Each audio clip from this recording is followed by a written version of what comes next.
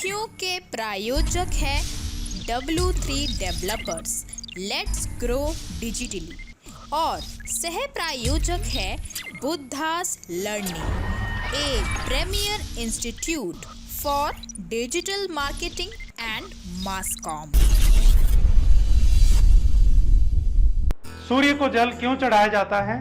ये महज एक अंधविश्वास है या इसके पीछे है कोई वैज्ञानिक तर्क?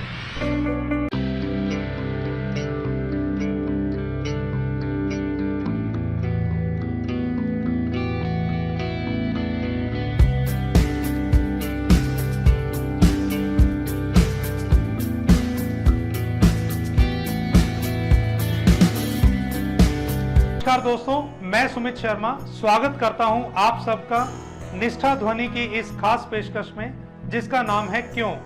आज हम चर्चा करेंगे कि सूर्य को जल क्यों चढ़ाया जाता है। अगर तर्क की बात करें तो एक तर्क जो कि विश्वास जगाता है कि सूर्य को जल चढ़ाने से हमारे व्यक्तित्व पर सकारात्मक प्रभाव पड़ता है, क्योंकि सूर्य सभी ग्रहों के स्वामी हैं और अगर वे प्रसन्न हो जाएं तो सभी ग्रह आप पर कृपा बरसाएंगे। और पुराणों में भी ये बताया गया है कि सूर्य की उपासना करने से सभी रोग दूर होते हैं। और वहीं हिंदू धर्म में भी ये आता है कि सूर्य को जल देने से हमारे जीवन में संतुलन बना रहता है। और अब हम इसका दूसरा पहलू देखें कि सूर्य को जल चढ़ाना क्या महज अंधविश्वास है या अंधश्रद्धा है, तो इससे भी एक कथा जुड़ी हुई है। कहते हैं कि गुरु नानक देव जब हरिद्वार गए तो उन्होंने देखा कि सभी लोग पूर्व दिशा की ओर मुंह करके सूर्य को जल दे रहे हैं। तब उन्होंने भी पश्चिम दिशा की ओर मुंह करके जल देना शुरू किया। तो यह बात वहां के पंडों को अजीब लगी और उन्होंने आकर गुरु नानक देव से इसका कारण पूछा। तब गुरु नानक देव ने उनसे कहा कि आप लोग पूर्व दिशा की ओर मुंह करके जल क्यों दे रहे हैं। तब पंडों ने कहा कि ये हम सूर्य देव को प्रसन्न करने के लिए ऐसा कर रहे हैं। तब गुरु नानक देव ने भी ये कहा कि पश्चिम दिशा में 300 कोस दूर पर मेरे खेत हैं, मैं भी उन्हें पानी दे रहा हूँ। यह बात सुनकर सभी पंडे हंस पड़े और उन्होंने कहा कि जब आपके खेत 300 कोस दूर हैं तो यहाँ से तुम उन्हें पानी कैसे दे सकते हो। तब गुरु नानक देव ने भी कहा कि सूर्य यहाँ से करोड़ों कोस दूर हैं, जब आपके द्वारा दिया हुआ पानी उन तक पहुँच सकता है तो मेरे द्वारा दिया पानी भी 300 कोस दूर मेरे खेतों तक जा सकता है। तो आइए अब हम बात करते हैं वैज्ञानिक पहलू की। जब हम सूर्य पर जल चढ़ाते हैं तो यह हमारे स्वास्थ्य पर अनुकूल असर डालता है।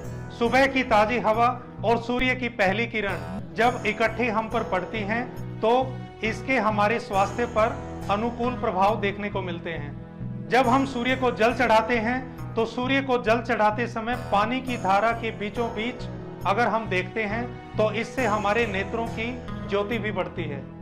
और सूर्य की किरणों में विटामिन डी भी मौजूद होता है जो कि हमारे स्वास्थ्य के लिए बहुत अच्छा है। अब हम बात करते हैं ज्योतिष तर्क की। ज्योतिष के मुताबिक सूर्य देव सभी ग्रहों के अधिपति हैं और सभी ग्रहों को अलग अलग प्रसन्न करने की बजाय केवल सूर्य देव को प्रसन्न कर लिया जाए तो सभी ग्रह आपके अनुसार कार्य करेंगे और सभी ग्रह आप पर कृपा बरसाएंगे। तो सूर्य देव को प्रसन्न करने के लिए प्रतिदिन हमें सूर्य को जल देना चाहिए और सूर्य को जल देते समय कुछ बातों का विशेष रूप से ध्यान रखना चाहिए, जैसे कि सूर्य को जल हमेशा तांबे के पात्र से दिया जाना चाहिए और जल में चावल, रोली, फूल और पत्तियां जरूर शामिल की जानी चाहिए और जल चढ़ाते समय गायत्री मंत्र का जाप करना चाहिए। और अगर आप भगवान सूर्य के 12 नामों को जानते हैं तो उनके 12 नामों का स्मरण करते हुए सूर्य को जल देना चाहिए। तो दोस्तों, जैसा कि हमने देखा कि सूर्य को जल चढ़ाने के पीछे महज अंधविश्वास ही नहीं, वैज्ञानिक तर्क भी हैं। आपको हमारा ये प्रयास कैसा लगा नीचे कमेंट बॉक्स में लिखें और अगर आपके मन में भी कोई प्रश्न है या कोई सुझाव है तो वे भी नीचे कमेंट बॉक्स में लिखें। और इसी तरह की वीडियोस लेकर हम लगातार आते रहेंगे। हमारे इस वीडियो को लाइक करें, इस चैनल को सब्सक्राइब करें और बेल आइकन को दबाना ना भूलें ताकि भविष्य में आपको इसी तरह के प्रश्न और उनके उत्तर और ऐसी जानकारियां लगातार मिलती रहें। तब तक के लिए धन्यवाद। आपका दिन शुभ हो।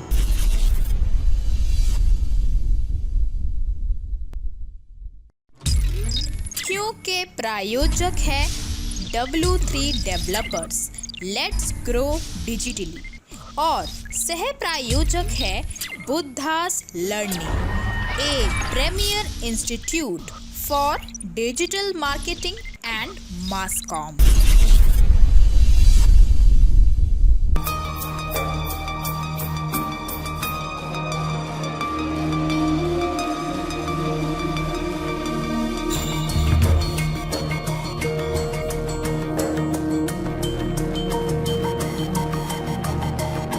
अक्सर दादी नानी कहती हैं कि इस कुत्ते को चुप कराओ, ये कुत्ता क्यों रो रहा है, क्या इसके पीछे कोई अशुभ संकेत है।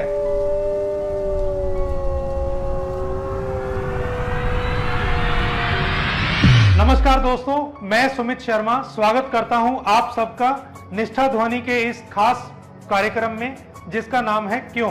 तो आइए शुरू करते हैं इसी विषय पर कि कुत्ते रात्रि के समय में रुदन क्यों करते हैं।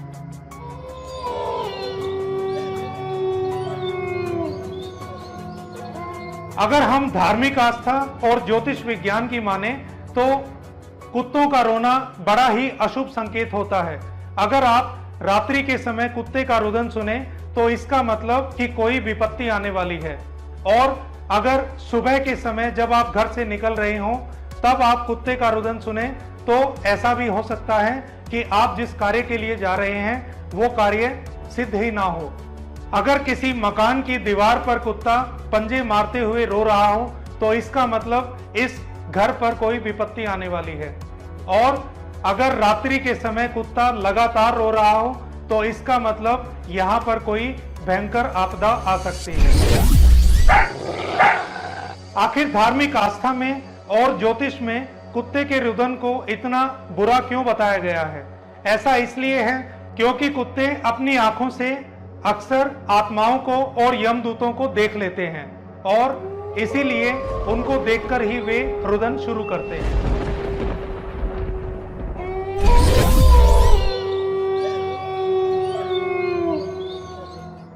अब ये बात तो हुई धार्मिक आस्था की और ज्योतिष की। अब हम बात करते हैं वैज्ञानिक पहलू की कि इसके पीछे वो साइंटिफिक तर्क क्या है। तो कुत्तों का रोना रोना नहीं है, ये एक प्रकार का हाउल है। कुत्ते दरअसल भेड़ियों की प्रजाति से आते हैं और इनका ऊपर की तरफ मुंह करके भौंकना एक प्रकार का हाउल कहलाता है। और ऐसा करके वे अपने संदेश को अपनी ही प्रजाति में दूसरे लोगों तक पहुंचाने की कोशिश करते हैं। और वैज्ञानिकों के अनुसार 5 ऐसे मुख्य कारण हैं कि वे हाउल करते हैं। पहला, अपने साथियों तक संदेश पहुंचाने के लिए। जब कोई कुत्ता अपने झुंड से बिछुड़ जाता है तब वह एक प्रकार की आवाज निकालकर अपना संदेश अपने झुंड तक पहुंचाता है और बदले में उसके साथी भी पलटकर हाउल करते हैं। और दूसरा कारण है अपने इलाके का ऐलान करने के लिए। अक्सर आपने फिल्मों में सुना होगा कि इलाका कुत्तन का होता है और अपनी गली में कुत्ता भी शेर।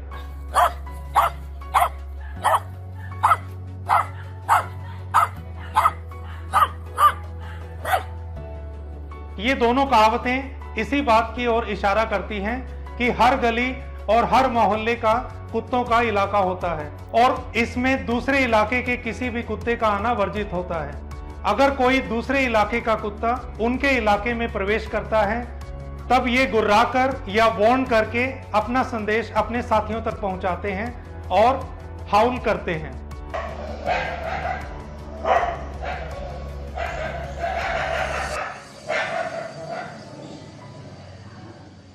तीसरा, कंप्लेन करने के लिए। कुत्तों को अकेलापन या उपेक्षा बिल्कुल भी पसंद नहीं होती। इसीलिए आपने नोटिस भी किया होगा कि अगर आपके घर में कोई पालतू कुत्ता है और आप उसे अगर बंद करके चले जाएं या फिर उसकी उपेक्षा करें तो वे रात्रि के समय हाउल करने लगते हैं। वे एक तरह से कंप्लेन करते हैं।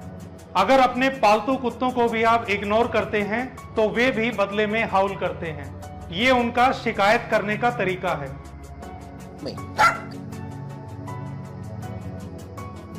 और चौथा मुख्य कारण है दर्द जाहिर करने के लिए। कुत्तों को अगर चोट लग जाती है तो भी वे रात्रि के समय में हाउल करते हैं। अगर उन्हें भूख लगती है या फिर कई बार अगर किसी मादा से उसके बच्चे बिछड़ जाते हैं तो भी वह हाउल करती है। और पांचवा मुख्य कारण है चिढ़कर या गुस्से से।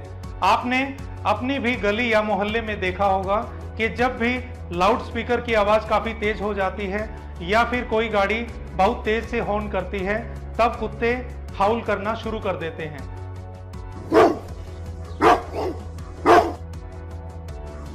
तो इसका अर्थ ये हरगिज नहीं है कि वे किसी को काटना चाहते हैं या फिर कुछ गलत बर्ताव कर रहे हैं। असल में अगर कोई अप्रिय ध्वनि उनके कानों में पड़ती है तो उसे भी वे चिढ़कर अपनी बात से जवाब देते हैं, जो कि उनका तरीका है हाउल करने का। हाउल करने का अर्थात अपना रोष व्यक्त करने का। तो दोस्तों, आज हमने चर्चा की कि कुत्तों का रुदन महज अंधविश्वास नहीं है, बल्कि इसके पीछे वैज्ञानिक तर्क हैं। आपको हमारा ये प्रयास कैसा लगा, नीचे कमेंट बॉक्स में लिखें, और अगर आपके भी कोई प्रश्न या सुझाव हैं तो वे भी नीचे कमेंट बॉक्स में लिखें। हमारे इस वीडियो को लाइक करें, चैनल को सब्सक्राइब करें, बेल आइकन को दबाना ना भूलें, ताकि भविष्य में आपको इसी प्रकार की रोचक जानकारियां लगातार मिलती रहें। आज के वीडियो में इतना ही। हम फिर हाजिर होंगे एक नए वीडियो के साथ। तब तक नमस्कार, आपका दिन शुभ हो। क्योंकि प्रायोजक है W3 developers, let's grow digitally, और सह प्रायोजक है Buddha's learning, a premier institute for digital marketing and mass com. Bharat में हर चीज होने या ना होने के पीछे एक कारण समझा जाता है कि अगर कुछ गलत हुआ तो क्यों हुआ, उसका क्या कारण है, और हर चीज को किसी न किसी इंसिडेंट्स के साथ जोड़कर देखा जाता है। जैसे कि एक धारणा है कांच का टूटना, कि अगर कांच टूटता है तो ये शुभ है या अशुभ। इन बातों में कितनी सच्चाई है? क्या इसके पीछे कोई वैज्ञानिक तर्क है या महज अंधविश्वास? नमस्कार दोस्तों, मैं सुमित शर्मा स्वागत करता हूं आप सबका निष्ठा ध्वनि की इस खास पेशकश में, जिसका नाम है क्यों। और आज हम बात करेंगे कि कांच का टूटना शुभ है या अशुभ।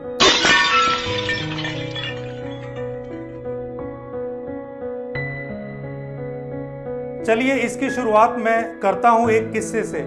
पिछले हफ्ते हमारी एक मीटिंग होने वाली थी, तो उसके लिए पूरी रात बैठकर मैंने एक प्रेजेंटेशन तैयार की, और उसमें काफ़ी स्लाइड्स का वर्क था, और उन स्लाइड्स को बनाते बनाते कब सुबह हुई मुझे पता नहीं चला। और उसके बाद क्योंकि मीटिंग के लिए तैयार होना था, तो जल्दबाजी में मैंने सारी चीज़ें की, और जब मैं ऑफिस के लिए निकलने ही वाला था कि तभी मेरे लैपटॉप का बैग वहाँ पर पड़े कांच के गिलास से टकराया, और उसमें पड़ा हुआ दूध नीचे गिर गया, और साथ में कांच भी बिखर गया। तभी मेरी पत्नी ने आकर देखा और उन्होंने कहा कि कांच टूट गया और साथ में दूध भी बिखर गया, पता नहीं आज शुभ होगा या अशुभ। अब ये चीज़ें मेरे दिमाग में चल रही थी। जब मैं ऑफिस में पहुंचा और मैंने अपनी प्रेजेंटेशन दी, तो वो सामने वाली पार्टी को पसंद नहीं आई। तो वो प्रेजेंटेशन तो चाहे मैंने कैसी भी दी, लेकिन वो मीटिंग हमारी सक्सेसफुल नहीं रही। अब इसमें आप क्या मानेंगे, इस मीटिंग के अनसक्सेसफुल होने के पीछे क्या कारण है? क्या ये कांच का टूटना और गिलास से दूध का बिखरना ये मुख्य कारण था, या फिर मेरी प्रेजेंटेशन, या ऐसा भी हो सकता है कि सुबह के समय जब मैं ऑफिस के लिए तैयार हो रहा था तो काफ़ी हड़बड़ाहट में लैपटॉप से गिलास का टकराना, क्या ये कारण था, या इसे हम कांच के टूटने को मानेंगे?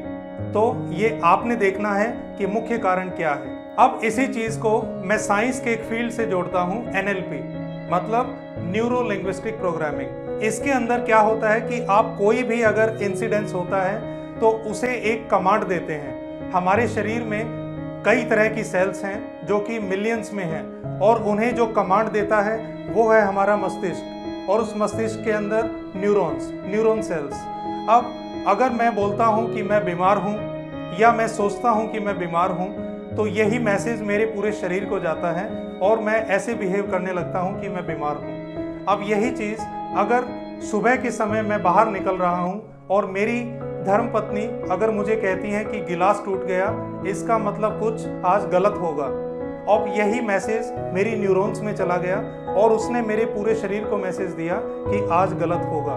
तो चाहे कितनी भी अच्छी प्रेजेंटेशन मैं दूं, मेरे साथ गलत ही होगा, मैं उन्हें कन्विंस नहीं कर पाऊंगा, क्योंकि मेरे न्यूरॉन्स ने ये मैसेज मेरे शरीर को दे दिया है।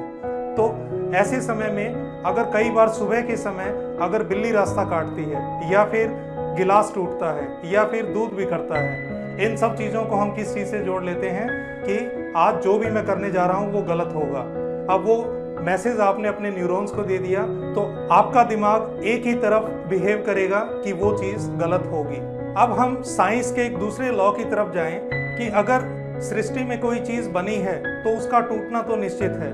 वास्तुशास्त्र के अंदर बताया गया है कि जब आप अपने चेहरे को टूटे हुए शीशे में देख रहे हैं, तो असल में आप कभी भी शीशे में अगर खुद को देखते हैं तो आपको अपना अक्स नजर आता है, अपनी परछाई नजर आती है, अपनी आत्मा नजर आती है। और अगर आप अपनी आत्मा को, अपने अक्स को उस टूटे हुए शीशे में देखेंगे तो इसका मतलब आप अपने अक्स या परछाई को तोड़ रहे हैं, उसमें एक मरी हुई आत्मा आपको नजर आती है। तो इसीलिए वास्तु के अनुसार आपको टूटी हुई चीज़ें घर में नहीं रखनी चाहिए, टूटी हुई चीज़ों को इस्तेमाल में नहीं लाना चाहिए, क्योंकि अगर आप टूटी हुई चीज़ों का इस्तेमाल करते हैं तो इसका मतलब आपके ऊपर बुरा वक्त आने वाला है, आपकी मुसीबतें बढ़ने वाली हैं। तो इसीलिए वास्तु ये कहता है कि जब भी आपके घर में शीशा टूटे तो आप उसको चंद्रमा की छाया में जाकर किसी जगह पर दबा दें, या फिर खुद जाएं और किसी बाग में या फिर किसी सरोवर में जहां आप अपना अक्स देख सकते हैं, एक अपना पूरा अक्स देखें, उसके बाद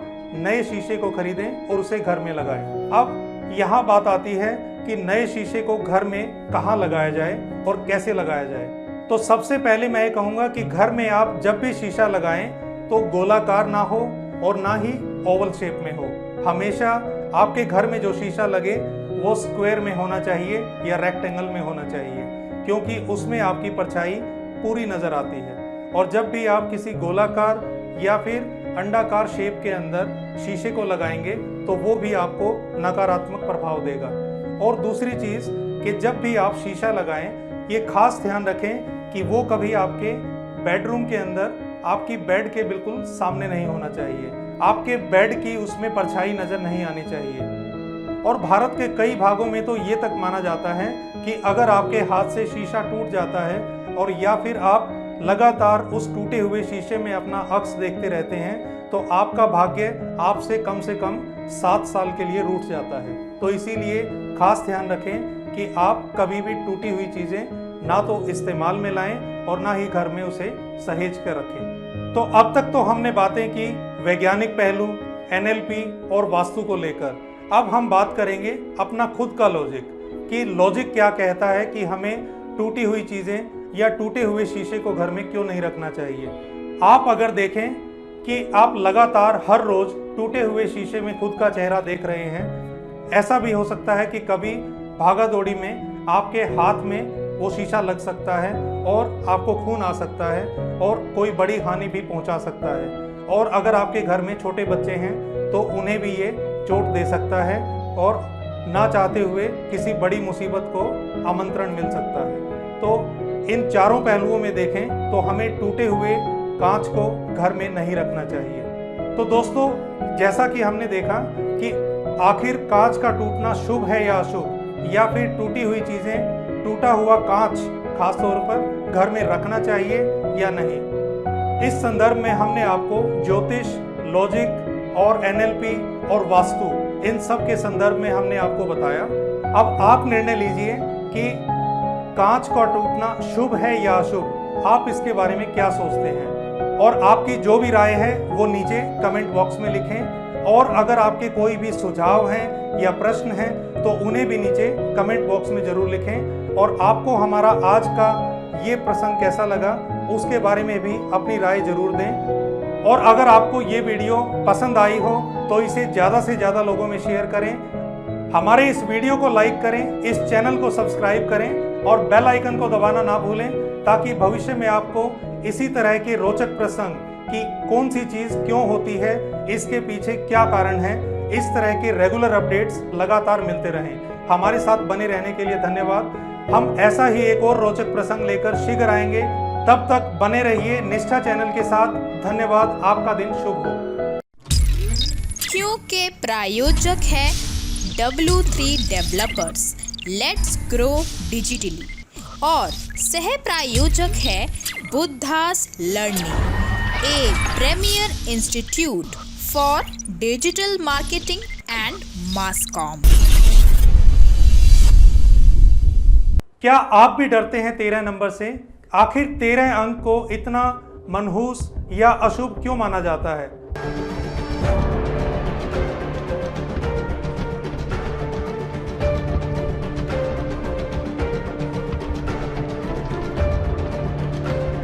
क्या आपने कभी इसके बारे में गौर किया है? क्या कभी ये जानने की कोशिश की है कि आखिर 13 नंबर के पीछे कारण क्या है? क्यों होटल्स में जब भी हम देखते हैं तो 13 नंबर का ना तो कोई कमरा मिलता है और ना ही 13th फ्लोर? तो आज हम बात करेंगे इसी के बारे में कि आखिर 13 नंबर के पीछे क्या कारण है, कि 13 नंबर क्या वाकई अशुभ है?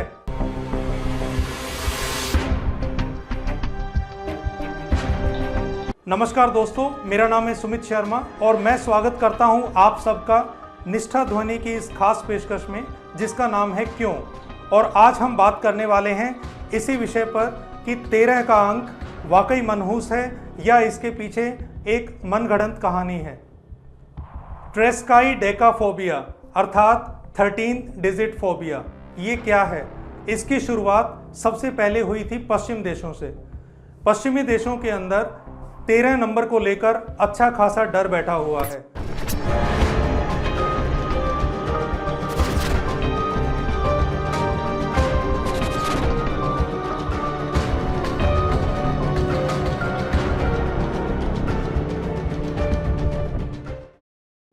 अगर हम थोड़ा इतिहास को खंगालें तो 13 सितंबर 1940 ये एक ऐसा दिन था जिस दिन बकिंगम पैलेस के ऊपर बम्बार्डमेंट हुई थी वर्ल्ड वॉर 2 के दौरान, और उसमें बहुत से लोगों की मौत हो गई थी। और अगर हम भारत की बात करें तो 13 अप्रैल 1919 ये वो मनहूस दिन था जिस दिन था जलियांवाला बाग। आप सभी लोग जानते होंगे कि जलियांवाला बाग के अंदर एक बड़ी रैली का आयोजन हुआ था और जिसमें निहत्थे लोगों पर जनरल डायर ने गोलियां चलवा दी थी। और इस इंसिडेंस के अंदर तकरीबन 379 लोगों की जानें गई थी और लगभग 1200 लोग घायल हुए थे। ये हमारे इतिहास का एक वो काला पन्ना है जिसे कभी हम चाहें तब भी इतिहास से निकाल नहीं सकते। और विदेशी पत्रिका से प्राप्त जानकारी के अनुसार वो 13 तारीख ही थी जिस दिन लास्ट सपर चल रहा था और यीशु मसीह अपने अनुयायियों के साथ बैठकर डिनर कर रहे थे। तो उसी समय उनमें से एक व्यक्ति ऐसा था जिसने विश्वासघात किया था और वह 13th नंबर चेयर के ऊपर बैठा हुआ था। तब से भी ये एक धारणा बन गई कि 13 अंक मनहूस है। और मनोविज्ञान की भी माने तो 13 के अंक को ट्रेस्काइडेकाफोबिया अर्थात 13 डिजिट फोबिया बोला गया है। और इसका अर्थ ये है कि 13 अंक से खास डर। और डर की हद तो हम इतना कहें कि लोगों ने 13 के अंक को इस्तेमाल करना ही बंद कर दिया है। जैसा कि हम किसी लिफ्ट में जाते हैं तो वहां पर आपको सभी अंक दिखाई देंगे 1 2 3 और फिर 12 के बाद आपको सीधा 14 दिखाई देगा, 15 दिखाई देगा, लेकिन 13th दिखाई नहीं देगा। और इसी तरीके से होटल के रूम्स में भी जाएंगे तो 12 के बाद आपको सीधा 14 नजर आएगा, चाहे भले ही आप 13th में रह रहे हों, लेकिन उसे नाम दिया जाएगा 14। और जो ये डर है ये केवल पश्चिमी देशों तक ही सीमित नहीं है, आजकल यह भारत में भी काफी हद तक हो गया है। चंडीगढ़, आप सभी ने जाना होगा कि चंडीगढ़ में सेक्टर 13 नहीं है। उसका रीजन क्या है? क्योंकि चंडीगढ़ बनाने वाले जो आर्किटेक्ट थे ली कॉर्बुसियर, उन्हें दूसरे देश से बुलाया गया था और उन्होंने सभी सेक्टर्स का निर्माण तो किया, लेकिन 12 के बाद उन्होंने सीधा 14 सेक्टर किया, 13 सेक्टर नहीं बनाया। अब हम एक और जीता जागता प्रमाण लेते हैं, वे हैं अटल बिहारी वाजपेयी। अटल बिहारी वाजपेयी जी ने पहली जो सरकार बनाई वो केवल 13 दिन चली और उससे अगली सरकार जो उन्होंने बनाई वो 13th लोकसभा थी तो वो 13 महीने चली। तो 13 एक ऐसा मनहूस अंक है जो आपको पूर्णता दे ही नहीं सकता। और ब्रिटेन में तो 13 के अंक को खास तवज्जो दी जाती है। जैसे कि आपको अगर अपने हॉस्टल का कमरा लेना है और अगर आपने एक नए घर को ढूंढ रहे हैं और उस घर का अंक अगर आपको गलती से 13 मिल जाए या अंकों का जोड़ 13 बन रहा हो, तो डील कितनी ही अच्छी हो, आपको कितना ही अच्छा ड्रीम हाउस मिल रहा हो, लेकिन वो डील क्रैक नहीं होगी क्योंकि 13 का आगमन हो चुका है। अब ये बातें तो हुई जो कि हमने इतिहास को खंगाला। अब हम बात करते हैं कि क्या खगोल शास्त्री भी ऐसा ही मानते हैं, क्या वास्तु का भी इसके बारे में ऐसा ही मत है? तो देखते हैं। वास्तु या फिर न्यूमरोलॉजी, उसके अंदर भी 13 के अंक को बड़ा ही मनहूस बताया गया है। 13 अर्थात 1 + 3 = 4 और 4 हमेशा शैतान का नंबर बोला गया है, इसे द नंबर ऑफ डेथ बोला गया है।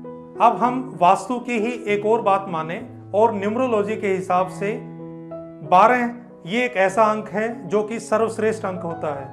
12 1 + 2 = 3 और 12 वैसे भी आपने सुना होगा पो 12, तो 12 एक ऐसा अंक है जो कि ड्रीम अंक होता है और 13 का अंक 12 के जस्ट साथ में होता है। एक कारण ये भी है कि लोग 12 को प्रेफर करते हैं, 13 को नहीं। और ठीक इसी तरीके से आपने कैलेंडर में भी देखा होगा कि 12 महीने होते हैं, साल के अंदर 12 पूर्णमासियां आती हैं, साल के अंदर 12 अमावस आती हैं और जिस साल के अंदर 13 पूर्णिमा आ रही हो उस साल को भी मनहूस साल माना जाता है। अब आपको एक और चीज से मैं अवगत कराऊंगा और मैं दावा करता हूं कि आप में से 99% लोग इसे नहीं जानते। वो है नेचुरल कैलेमिटीज। नेचुरल कैलेमिटीज क्या होती हैं? प्राकृतिक आपदाएं, जैसे कि बाढ़, तूफान, जलजला, अर्थक्वेक। तो ये सारी चीजें, इन सब को भगाने के लिए एक खास दिन चुना गया है, जिस दिन सभी लोग हाथ जोड़कर भगवान से प्रार्थना करते हैं कि हे भगवान, हे रब्बा, हे मालिक, अभी तक जितनी आपदाएं आ गई हैं इन्हें दोबारा मत दोहराना, ऐसी आपदा और मत लाना। तो इसके लिए जो दिन है वो जानते हैं क्या दिन है? वो है 13 अक्टूबर। ये तो हुई उन लोगों की बात जो 13 को अशुभ मानते हैं, मनहूस मानते हैं। लेकिन कुछ धर्म ऐसे भी हैं जो 13 को बड़ा ही शुभ अंक मानते हैं। 13 उनके लिए एक डिवाइन अंक है, तो जरा उन पर भी गौर कर ली जाए। जैन धर्म में जब आचार विचार में शिथिलता बढ़ने लगी, तब आचार्य भिक्षु ने एक चीज की स्थापना की, वो थी 13 पंथ।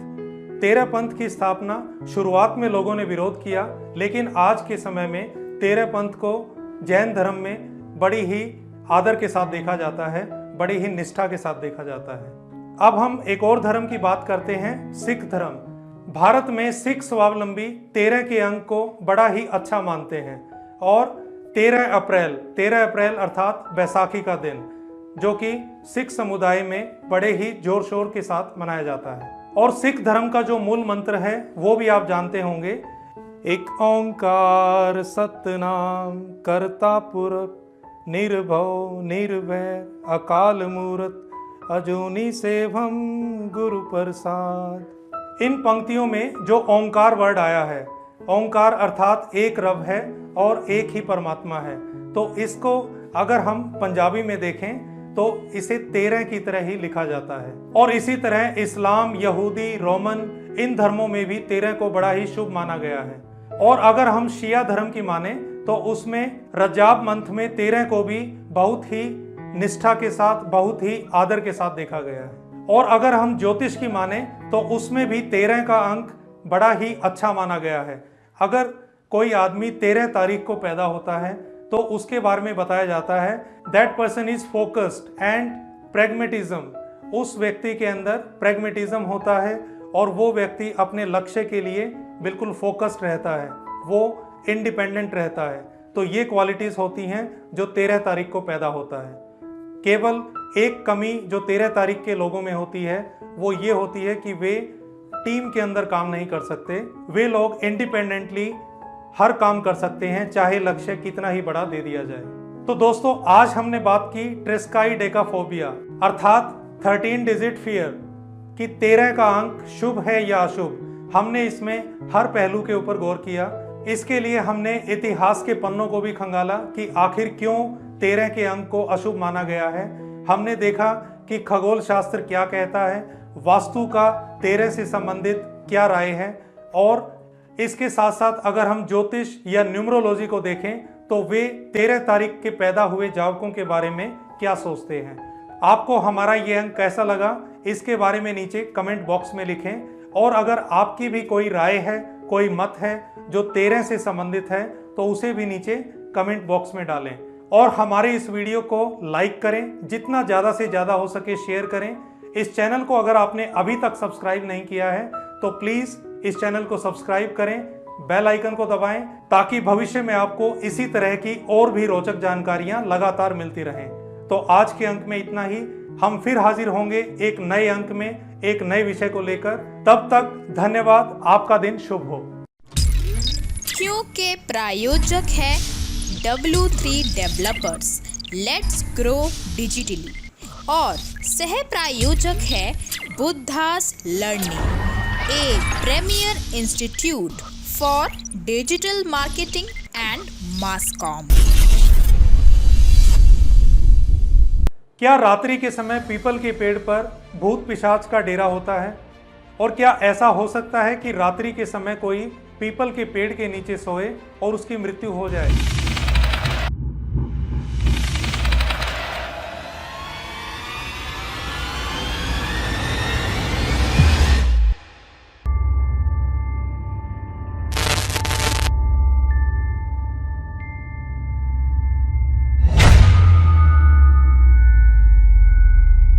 क्या ये केवल एक अंधविश्वास है या इसके पीछे छुपा है कोई वैज्ञानिक तर्क? नमस्कार दोस्तों, मेरा नाम है सुमित शर्मा और मैं स्वागत करता हूं आप सबका निष्ठा ध्वनि की इस खास पेशकश में जिसका नाम है क्यों। और आज हम बात करेंगे कि आखिर क्यों रात्रि के समय पीपल के पेड़ के नीचे नहीं सोना चाहिए। तो शुरुआत करते हैं हिंदू मान्यताओं से। तो हिंदू धर्म के अंदर 3 ऐसे कारण हैं जिसकी वजह से हमें रात्रि के समय न तो पीपल के पेड़ के नीचे जाना चाहिए और सोना तो हरगिज भी नहीं चाहिए।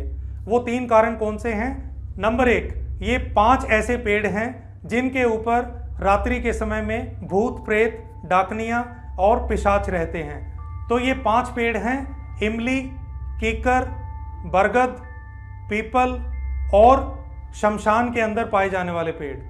और इनमें से खासकर पीपल के पेड़ के नीचे तो हरगिज नहीं सोना चाहिए। नंबर 2, हिंदू धर्म में अंतिम संस्कार के बाद जो अस्थियां होती हैं उन्हें जल के अंदर प्रवाहित किया जाता है, और अगर जल में प्रवाहित ना हो सकें तो उन्हें पीपल के पेड़ के ऊपर टांगा जाता है। तो कुछ लोगों की ये भी मान्यता होती है कि जिनकी अस्थियां पीपल के पेड़ के ऊपर टंगी होती हैं वे ही आत्माएं बनकर दूसरे लोगों को रात्रि के समय में डराते हैं।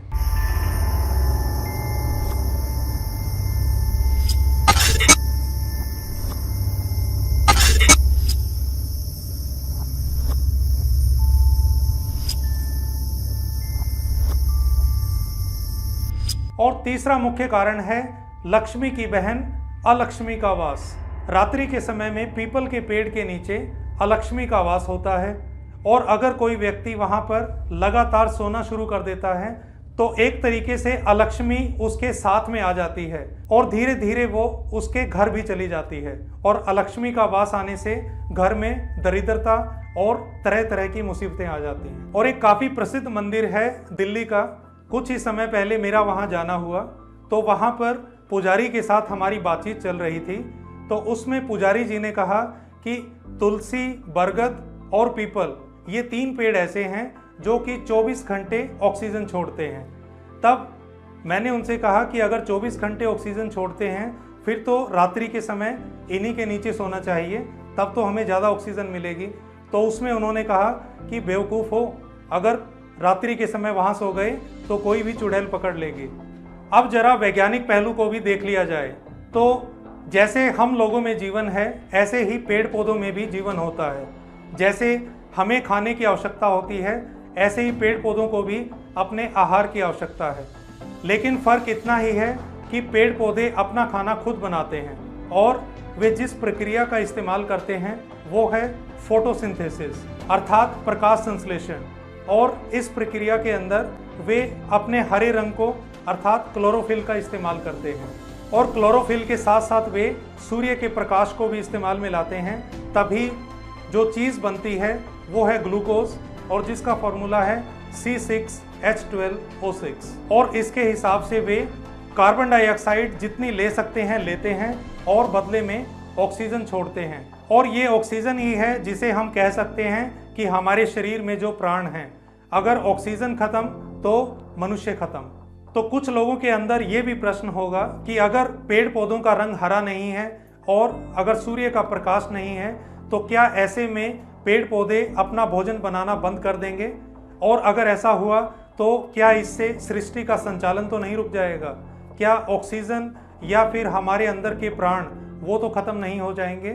तो रात्रि के समय में जब सूर्य का प्रकाश ना के बराबर होता है तो कुछ ऐसे पौधे भी हैं जिन पौधों में हरा रंग नहीं होता, या फिर जब रात्रि के समय सूर्य का प्रकाश ना के बराबर होता है तब पौधे क्या करते हैं? तो ये एक खास प्रक्रिया का इस्तेमाल करते हैं जिसे हम कैम कहते हैं, CAM, और इसे ही हम क्रेसेरियन पाथवे भी बोला जाता है। अब इसके अंदर पीपल का पेड़ ये खुश्क जगहों के ऊपर पाया जाता है, तो इसके अंदर वो दिन के समय में अपने स्टोमेटा अर्थात छिद्रों को कम कर लेता है और रात्रि के समय में इन छिद्रों को बढ़ा देता है। तो जब वो अपने छिद्रों को बढ़ाता है तो इस सूरत में वो ज़्यादा कार्बन डाइऑक्साइड को खींचता है। तो उस समय में अगर कोई भी व्यक्ति उस पेड़ के नीचे सो रहा होगा तो ऑक्सीजन का लेवल एकदम से गिर जाएगा और कई बार ये भी सुनने में आता है कि वह व्यक्ति पीपल के पेड़ के नीचे सो रहा था तो उसकी दम घुटने से मृत्यु हो गई। इसका अर्थ ये नहीं है कि किसी चुड़ैल ने उसका गला दबाया है, इसका अर्थ ये है कि रात्रि के समय में पीपल के पेड़ में जो स्टोमेटा थे उन्होंने कार्बन डाइऑक्साइड को ज़्यादा खींचा और वहाँ ऑक्सीजन का लेवल कम हो गया। ठीक ऐसा ही इंसिडेंस मेरे साथ भी हुआ जब मैं अपने पैतृक गाँव में गया तो वहाँ पर जो हमारे यहाँ काम करने आती हैं उन्होंने बताया कि उनके चाचा का देहांत हो गया क्योंकि वे पीपल के पेड़ के नीचे सो रहे थे और वहाँ पर उस चुड़ैल का वास था जिसने कुछ समय पहले हरिया को भी मारा था। तो दोस्तों आज हमने चर्चा की कि रात्रि के समय में पीपल के पेड़ के नीचे क्यों नहीं सोना चाहिए और क्या वास्तव में भूत पिशाच होते हैं जो पीपल के पेड़ के ऊपर पाए जाते हैं, इसके पीछे क्या वैज्ञानिक कारण हैं और क्या इसके पीछे महज अंधविश्वास हैं, ये निर्णय आपको स्वयं करना है। और आपके साथ भी इससे संबंधित कोई इंसिडेंस हुआ हो या फिर कोई ऐसी घटना आप जानते हैं तो वे भी आप नीचे कमेंट बॉक्स में लिख सकते हैं। और आपको हमारा ये प्रसंग कैसा लगा तो प्लीज़ इसके बारे में कमेंट बॉक्स में लिखें और हमारे इस वीडियो को लाइक करें और ज़्यादा से ज़्यादा लोगों में शेयर करें। और आपने अगर अभी तक इस चैनल को सब्सक्राइब नहीं किया है तो प्लीज़ इस चैनल को सब्सक्राइब करें, बेल आइकन को दबाएं ताकि भविष्य में आपको इसी तरह के रोचक प्रसंग और ऐसी जानकारियां लगातार मिलती रहें। तो आज के अंक में इतना ही। हम फिर हाजिर होंगे एक नए वीडियो के साथ, एक ऐसी ही नई जानकारी के साथ। तब तक नमस्कार, आपका दिन शुभ हो। धन्यवाद। क्योंकि प्रायोजक है W3 developers, let's grow digitally, और सह प्रायोजक है Buddha's learning, a premier institute for digital marketing and mass com. मंगलवार, गुरुवार और शनिवार इन 3 दिनों में बाल नहीं धोने चाहिए और पुरुषों को खास तौर पर मंगलवार, वीरवार और शनिवार को बाल नहीं कटवाने चाहिए और ना ही शेव करने चाहिए, क्योंकि अगर वो ऐसा करते हैं तो इससे उनके बुरे वक्त की शुरुआत हो जाती है। इसके पीछे कितनी सच्चाई है, क्या असल में ऐसा होता है, ये केवल एक अंधविश्वास है या इसके पीछे कोई वैज्ञानिक तर्क भी है? आइए बात करते हैं इसी के बारे में। नमस्कार दोस्तों, मेरा नाम है सुमित शर्मा और मैं स्वागत करता हूं आप सबका निष्ठा ध्वनि की इस खास पेशकश में जिसका नाम है क्यों। और आज हम बात करने वाले हैं इसी संदर्भ में कि मंगलवार, वीरवार और शनिवार इन 3 दिनों में बाल क्यों नहीं कटवाने चाहिए और अगर पुरुष हैं तो उन्हें इन दिनों में ना शेव करनी चाहिए और ना ही बाल कटवाने चाहिए। तो आइए शुरू करते हैं हम हिंदू मान्यता से। हिंदू मान्यताओं के अनुसार मंगलवार, वीरवार और शनिवार ये 3 दिन ऐसे बताए गए हैं इन 3 दिनों में किसी भी स्त्री को अपने बाल नहीं धोने चाहिए और किसी भी पुरुष को इन 3 दिनों में ना ही अपने बाल धोने चाहिए और ना ही अपने बाल कटवाने चाहिए। तो इसके पीछे तर्क क्या है और इन दिनों में ऐसा क्यों नहीं करना चाहिए? तो मंगलवार के दिन जो सुहागन स्त्री अपने बाल धोती है उसका सुहाग उजड़ सकता है और उसकी आयु सीधे सीधे कम होती है। और जो स्त्री हर वीरवार को अपने बाल धोती है तो उस घर पर गहरी आपदा का सामना करना पड़ता है और ऐसा भी हो सकता है कि उनका पूरा धन नष्ट हो जाए। तो ऐसा बृहस्पतिवार की व्रत कथा में भी बताया गया है। उसमें जो रानी थी वो विष्णु भगवान से पूछती हैं कि मैं ऐसा क्या करूं कि मेरे घर का पूरा धन नष्ट हो जाए। तब वह बोलते हैं कि तुम हर वीरवार को अपने बाल धो तो उससे आपका तमाम धन संपत्ति नष्ट हो जाएगा। अब ये तो हुई हिंदू मान्यता। अब हम बात करते हैं कि वास्तु के अंदर ऐसा क्या बताया गया है। तो वास्तु के अनुसार भी मंगलवार, वीरवार और शनिवार इन तीनों दिनों को निषेध बताया गया है। अब अगर हम वास्तु की माने तो मंगलवार के दिन अगर आप बाल कटाते हैं तो आपकी उम्र सीधे सीधे 8 महीने कम होती है और अगर हम वीरवार के दिन बाल कटाते हैं तो हमारी उम्र 7 महीने कम होती है और यही बात शनिवार की भी है। और शास्त्रों के अनुसार भी ये माना गया है कि मंगलवार के दिन बाल कटाने से आपकी उम्र 8 माह कम होती है। और वो किस लिए है? क्योंकि मंगल लक्ष्मी माता के काफ़ी प्रिय माने गए हैं और मंगलवार के दिन अगर आप बाल कटाते हैं तो उससे सीधा सीधा लक्ष्मी से भी संबंध है और इसका संबंध आपकी आयु से भी। तो मंगलवार के दिन आप बाल कटाने से परहेज करें, क्योंकि मंगलवार के दिन अगर आप बाल कटाने से परहेज करेंगे तो आपकी उम्र वो भी ठीक रहेगी और आपके घर में जो धन संपत्ति है और वैभव है वो भी बना रहेगा। और मंगल के ही सामंजस्य एक ग्रह आते हैं शनि। तो शनिवार के दिन भी बाल कटाने से परहेज किया जाता है और शनिवार के दिन अगर आप बाल कटाते हैं तो आपकी उम्र 7 माह कम होती है। क्योंकि ज्योतिष के अनुसार हमारे शरीर में जो रक्त की नलिकाएं हैं उसका संबंध सीधे सीधे मंगल ग्रह से होता है और इसके साथ ही जो शनि है उनका संबंध सीधे सीधे त्वचा से है। तो हमें चाहिए कि हम अपनी त्वचा और अपना रक्त इन दोनों को सही सलामत रखें और ये तभी हो सकता है जब ये दोनों ग्रह हमसे प्रसन्न हो। तो इसीलिए मंगल और शनि इन 2 दिनों में आपको बाल कटवाने से परहेज करना चाहिए। तो ये तो बात हुई हिंदू मान्यता की और उसके साथ साथ में वास्तु की। अब हम बात करेंगे कि क्या इसके पीछे कोई लॉजिक भी है। अगर कोई आगे की जनरेशन, कोई अगली पीढ़ी हमसे पूछे कि मैं मंगलवार को बाल क्यों ना कटाऊं, या मैं वीरवार को बाल क्यों ना कटाऊं, या मैं शनिवार को बाल क्यों ना कटाऊं, तो इसमें आप उसे क्या उत्तर देंगे? अगर आप उसे पौराणिक उत्तर देंगे या बृहस्पतिवार व्रत कथा के संदर्भ में बात कहेंगे या फिर जो मंगल और शनि की जो रक्त की नलिकाएं और त्वचा से संबंधित बात कहेंगे, तो हो सकता है कि वो इन बातों को एक सिरे से नकार दे। तो इसके पीछे कोई लॉजिक भी हो सकता है। तो आइए हम बात करते हैं लॉजिक की। तो ये मान्यता तब से चली आ रही है जब बहुत पुराना समय था, एक ऐसा समय जब कच्चे मकान हुआ करते थे। वो समय जब महिलाएं अपने सिर के ऊपर घड़ा रखकर पानी लेकर आती थी। जब आपके घर से कोसों दूर कुएं होते थे और महिलाएं अपने सिर पर घड़े में पानी लेकर आती थी, तो उस समय में अगर कोई हर रोज नहाना शुरू कर दे तो जाहिर सी बात है कि उस घर में पानी की खपत ज़्यादा होगी और महिलाओं के बाहर जाने के और आने के चक्कर काफ़ी लगेंगे। तो इस चीज़ को कम करने के लिए एक एक दिन का गैप किया गया। और दूसरी बात आती है कि शेव करने की। आप कहेंगे कि नहाना तो ठीक है क्योंकि नहाते समय काफ़ी पानी लगता है, लेकिन शेव करने में तो केवल 1 गिलास या 1 डिब्बा ही काफ़ी होता है। तो उसमें आप क्या कहेंगे? तो उसके लिए भी एक सीधी सी बात है कि अगर आप हर रोज़ शेव करेंगे तो आपकी जो स्किन है वो जल्दी ही ख़राब होने लगेगी, उसके ऊपर दाने पड़ जाएंगे। और अगर आप एक दिन छोड़कर शेव करेंगे तो उससे आपकी स्किन और आपके चेहरे की ताजगी बरकरार रहेगी। तो विज्ञान के अनुसार सप्ताह में 3 ऐसे दिन हैं जब सूर्य की किरणें सीधे आपके ऊपर पड़ती हैं। वे 3 दिन हैं मंगलवार, वीरवार और शनिवार। इन 3 दिनों में अगर आप कटिंग करवा लेते हैं तो फिर आपके सिर पर ये किरणें बिल्कुल सीधा असर डालेंगी और हमारे पूरे शरीर को चलाने वाला मस्तिष्क ही है और वो मस्तिष्क यहाँ पर स्थित है। तो हमारे शरीर के ऊपर जो बाल होते हैं वो इस प्रकार से आच्छादित होते हैं, इस प्रकार से हमें ढके हुए होते हैं कि सूर्य की किरणें कम से कम हमारे ऊपर प्रतिकूल असर डालें।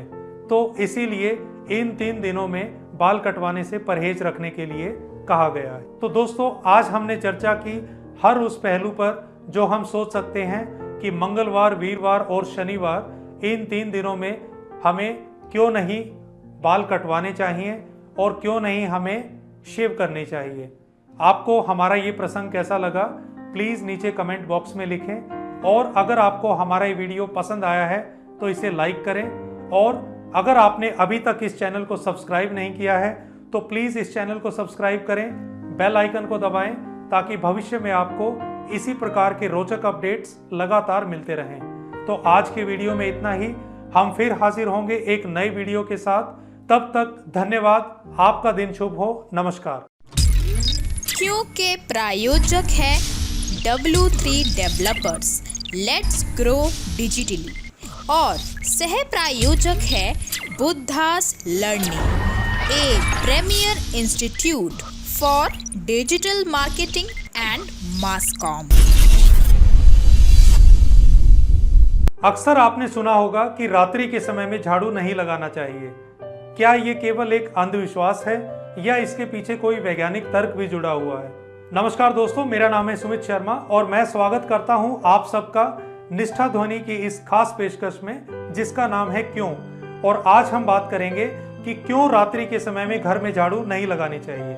हिंदू धर्म की मान्यता अनुसार अगर हम रात्रि के समय में झाड़ू लगाते हैं तो उसके साथ साथ में लक्ष्मी भी आपके घर से बाहर चली जाती है और उसके साथ साथ में बुरी ताकतें आपके घर में आ जाती हैं। और अगर आप झाड़ू को खड़ा रखते हैं तो उससे घर के जितने भी बड़े बूढ़े हैं और घर के जो रिलेटिव्स हैं उनमें आपस में कलह शुरू हो जाती है। तो यही एक खास कारण है कि हम क्यों रात्रि के समय में झाड़ू नहीं लगाते, क्योंकि हम नहीं चाहते कि हमारी माता लक्ष्मी हमसे रूठें और बाहर चली जाएं। और अगर हम वास्तु की भी माने तो पूरे घर में जो एनर्जी, जो ऊर्जा बनी हुई होती है, अगर हम रात्रि के समय में लगाते हैं तो वो दिन भर की ऊर्जा इकट्ठी होकर आप उसे बाहर कर देते हैं। तो पॉजिटिविटी आपकी घर की बाहर चली गई तो घर में नेगेटिविटी का वास हो गया। अब अगर हम वास्तुशास्त्र और न्यूमरोलॉजी को भी थोड़ा सा डिटेल में जाएं तो वहाँ पर भी ये मान्यता है कि रात्रि के समय में झाड़ू नहीं लगाना चाहिए, क्योंकि झाड़ू में लक्ष्मी माता का वास होता है। और अगर आप रात्रि के समय में झाड़ू लगा रहे हैं तो एक प्रकार से आप लक्ष्मी माता को अप्रसन्न कर रहे हैं, उन्हें बाहर कर रहे हैं। और अगर किसी कारणवश आपको रात्रि के समय में झाड़ू लगाना भी पड़ जाए, और आजकल के समय में जब हमारी दिनचर्या इतनी व्यस्त हो गई है तो कई बार हमें समय ही नहीं मिलता झाड़ू लगाने का, और समय मिलता भी है तो वो रात्रि का समय होता है। तो ऐसे में क्या किया जाए? या कई बार ऐसा भी होता है कि हम 5-6 दिन के लिए छुट्टियों पर गए होते हैं और जब हम वापस आते हैं तो पूरे घर में धूल होती है और आप धूल भरे बिस्तरे पर नहीं सो सकते। तो आपको रात्रि के समय में झाड़ू भी लगाना पड़ेगा, सफाई भी करनी पड़ेगी। तो आप क्या करें? तो आपको चाहिए कि आप जितना भी झाड़ू से कूड़ा करकट इकट्ठा होता है उसे समेटकर आप घर के किसी कोने में रख दें, और उसे जब आप बाहर करें तो वो अगले दिन का समय हो, अगली वेला हो। रात्रि के समय में उस कूड़ा करकट को बाहर ना निकालें, क्योंकि अगर आपने रात्रि के समय में उस कूड़े करकट को बाहर निकाल दिया तो आप ये पक्का मान लीजिए कि आपके घर में दरिद्रता का वास हो जाए। और वास्तु के अनुसार मैं आपको एक चीज और बताना चाहूंगा कि जब भी आप पुरानी झाड़ू को छोड़कर नई झाड़ू लेते हैं तो नई झाड़ू हमेशा शनिवार के दिन लाएं और कृष्ण पक्ष में लाएं। कभी भी शुक्ल पक्ष में नई झाड़ू ना लाएं और ना ही नई झाड़ू को प्रयोग में लाएं। और वास्तु के अनुसार झाड़ू की एक उचित दिशा बताई गई है। अगर आपको झाड़ू रखनी है तो पहली बात तो हमेशा छुपा कर रखें। वो अगर कोई भी आपके घर में आगंतुक आता है तो उसे सीधा झाड़ू नहीं दिखनी चाहिए। और दूसरी चीज, झाड़ू को हमेशा अपने दक्षिण दिशा में या दक्षिण पश्चिम दिशा में रखना है। और झाड़ू को खड़ा मत रखें और झाड़ू को कभी भी तिजोरी या अलमारी के नीचे ना रखें। तो इससे क्या होगा कि आपके घर का जितना भी रुपया पैसा है वो सिमट कर बाहर चला जाएगा। आपको पता नहीं लगेगा कि आप इतना कमा रहे हैं तो व्यय कहाँ हो रहा है, आपका धन खर्च कहाँ हो रहा है। तो इस बात का खास ख्याल रखें कि आपके घर में जो झाड़ू है वो दक्षिण दिशा में या दक्षिण पश्चिम दिशा में होनी चाहिए। और झाड़ू आपको अगर नई लेनी है तो वो हमेशा अपने कृष्ण पक्ष में लेनी है, और पहला दिन जब उसे आप यूज करेंगे तो वो शनिवार का दिन होना चाहिए।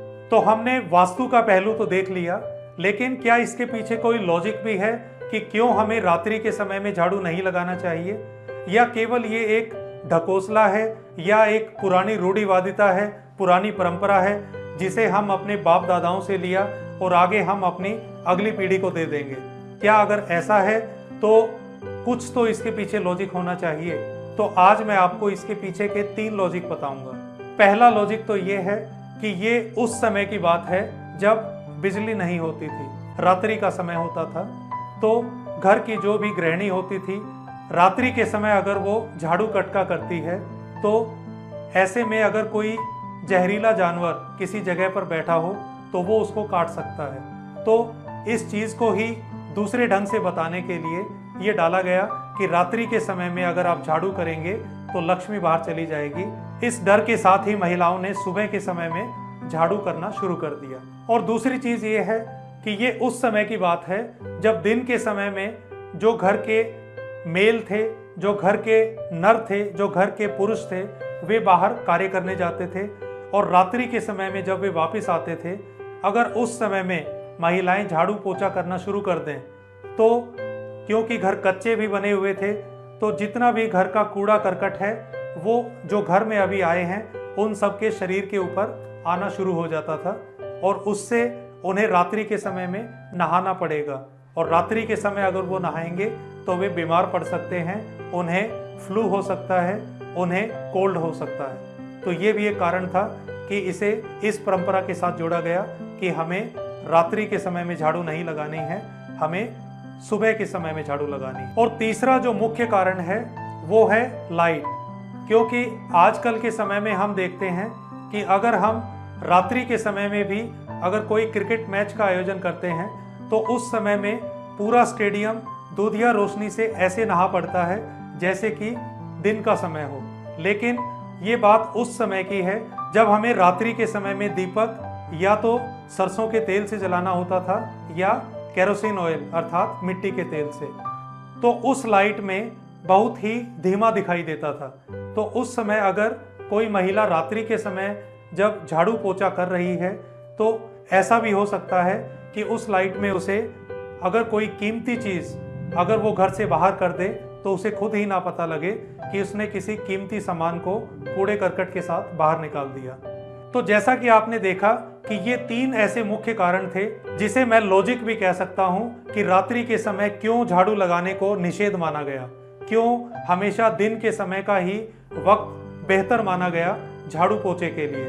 क्योंकि इससे आप घर का आभूषण, घर का कीमती सामान कहीं कूड़े करकट के साथ बाहर तो नहीं निकाल देंगे, या फिर आपके घर के लोग जब रात्रि के समय में आएंगे तो उनके शरीर पर जो धूल इत्यादि आएगी उसका उनके स्वास्थ्य पर रात्रि के समय नहाने से बुरा असर तो नहीं पड़ेगा। तो दोस्तों, आज हमने चर्चा की इसी बारे में कि रात्रि के समय में झाड़ू क्यों नहीं लगाना चाहिए। इसके ऊपर हमने अपना लॉजिक भी दिया, हमने वैज्ञानिक पहलू भी बताए और पौराणिक तथ्य और साथ साथ में हिंदू माइथोलॉजी का भी एग्जाम्पल दिया कि क्यों हमें रात्रि के समय में झाड़ू नहीं लगाना चाहिए। अब निर्णय आपका है कि आप में से किस पहलू पर ज़्यादा गौर करते हैं। तो आपको इनमें से कौन सा पहलू ज़्यादा अच्छा लगा इसके बारे में नीचे कमेंट बॉक्स में लिखें, और अगर आपकी भी कोई सुझाव है तो उसे भी नीचे कमेंट बॉक्स में जरूर डालें। और आज के वीडियो में इतना ही। हम फिर हाजिर होंगे एक नए वीडियो के साथ जिसके अंदर हम ऐसे ही एक नए रोचक प्रसंग को लेकर आएंगे। हमारे साथ बने रहने के लिए शुक्रिया। हमारे इस वीडियो को लाइक करें और ज़्यादा से ज़्यादा लोगों में शेयर करें। और अगर आपने अभी तक इस चैनल को सब्सक्राइब नहीं किया है तो प्लीज़ इस चैनल को सब्सक्राइब करें, बेल आइकन को दबाएं ताकि भविष्य में आपको इसी प्रकार के रोचक प्रसंग लगातार मिलते रहें। तो आज की वीडियो में इतना ही। हम फिर हाजिर होंगे एक नई वीडियो के साथ। तब तक नमस्कार, आपका दिन शुभ हो। क्योंकि प्रायोजक है W3 developers, let's grow digitally, और सह प्रायोजक है Buddha's learning, a premier institute for digital marketing and mass comm. सूर्य ग्रहण को लेकर हमारे अंदर तरह तरह की भ्रांतियां हैं। कई ऐसे डर हैं जो चिरकालीन बैठे हुए हैं, और ये डर केवल भारत में ही नहीं है, बल्कि इसका असर पूरी दुनिया में देखा जा सकता है। दुनिया के कोने कोने में सूर्य ग्रहण को लेकर अलग अलग भ्रांतियां बनी हुई हैं।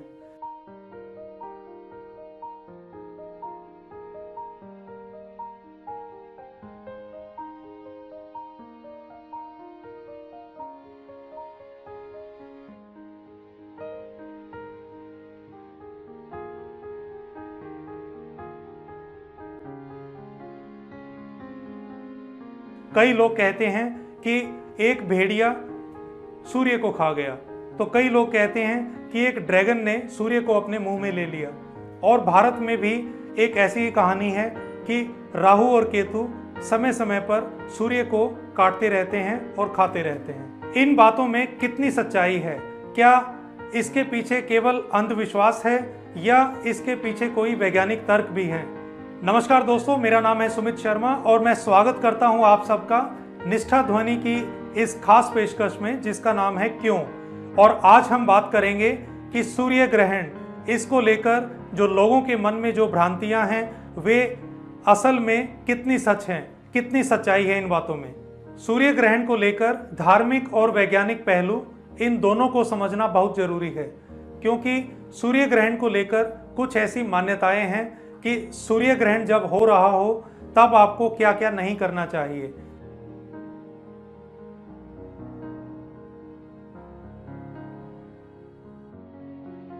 जैसे कि सूर्य ग्रहण की अवधि के दौरान हमें खाना नहीं खाना चाहिए। सूर्य ग्रहण के दौरान अगर कोई गर्भवती स्त्री है तो उसे भी कुछ बातों का खास ध्यान रखना चाहिए।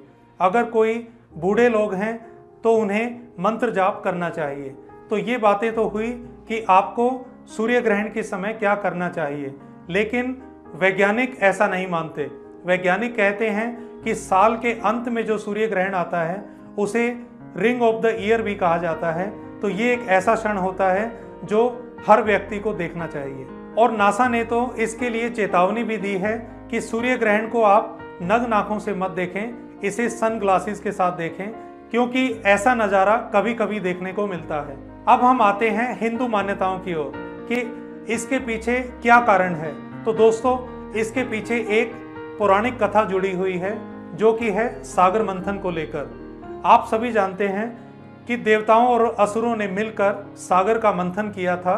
उन्होंने एक वासुकी सर्प को विंध्याचल पर्वत के चारों ओर लपेटा था और उसके बाद उन्होंने सागर का मंथन किया और उसमें से 14 रत्न बाहर आए और हलाहल विष भी बाहर आया था।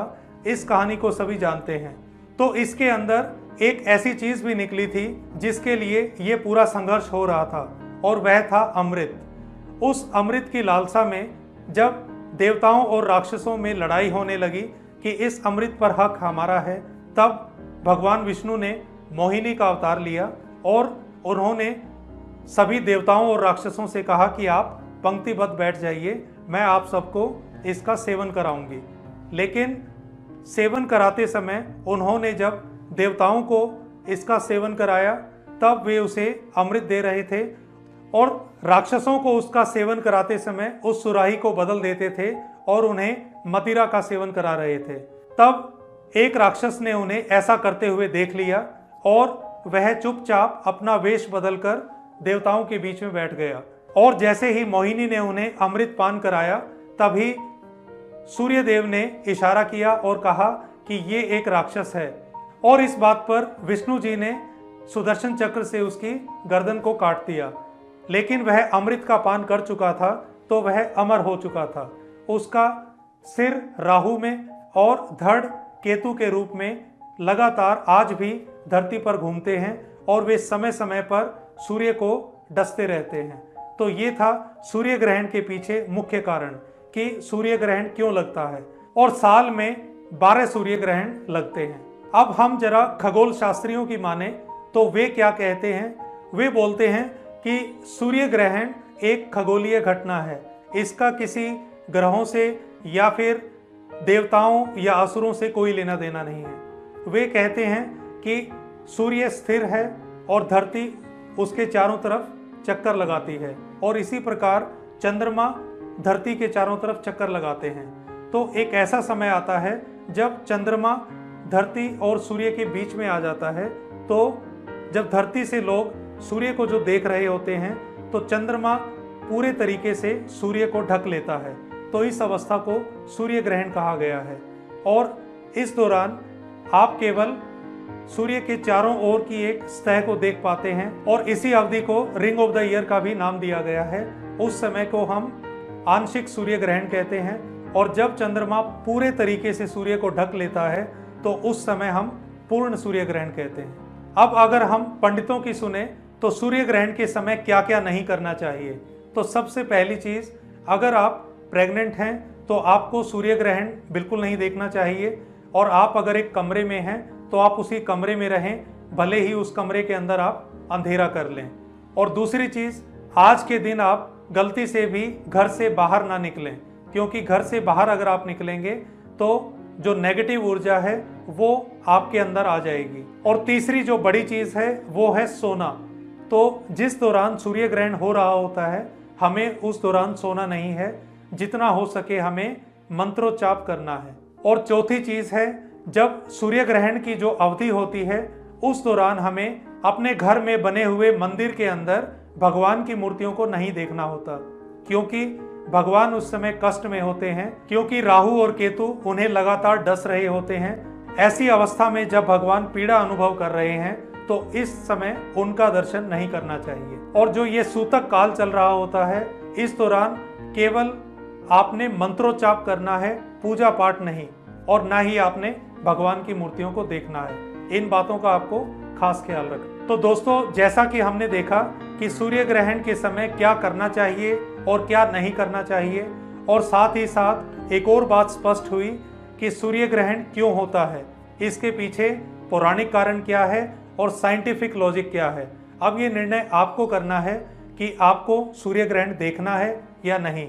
और अगर देखना है तो जैसे नासा ने आपको कहा है कि गॉगल्स लगाकर आपने सूर्य ग्रहण को अगर देखना चाहें तो देख सकते हैं। और अगर आपके भी इससे संबंधित कोई सुझाव हैं या कोई प्रश्न है तो आप उसे नीचे कमेंट बॉक्स में लिख सकते हैं।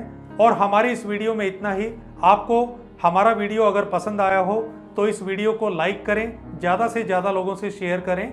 और अगर आपने अभी तक हमारे इस चैनल को सब्सक्राइब नहीं किया है तो प्लीज़ इस चैनल को सब्सक्राइब करें, बेल आइकन को दबाएं, ताकि भविष्य में आपको इसी प्रकार की रोचक जानकारियां लगातार मिलती रहें। तो आज के वीडियो में इतना ही। हम अगले वीडियो में एक ऐसा ही और रोचक प्रसंग लेकर आएंगे। तब तक धन्यवाद। आपका दिन शुभ हो। क्योंकि प्रायोजक है W3 developers, let's grow digitally, और सह प्रायोजक है Buddha's learning, a premier institute for digital marketing and mass comm. स्वास्तिक क्या है? क्यों सभी धार्मिक कार्यों से पहले स्वास्तिक बनाया जाता है? क्या ये सिर्फ एक अंधविश्वास है या इसके पीछे छुपा है कोई वैज्ञानिक तर्क? नमस्कार दोस्तों, मैं सुमित शर्मा निष्ठा ध्वनि की इस खास पेशकश में आपका स्वागत करता हूं, जिसका नाम है क्यों। और आज हम बात करेंगे कि हर धार्मिक कार्य पर स्वास्तिक क्यों बनाया जाता है, इसके बारे में।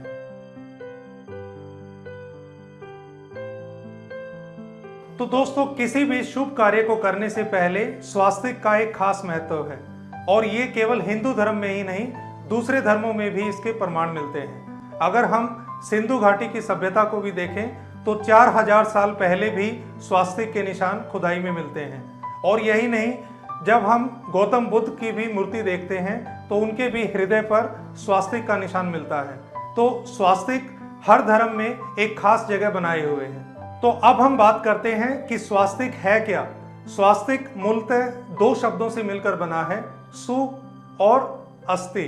सु अर्थात अच्छा और भला, और अस्ति अर्थात हो।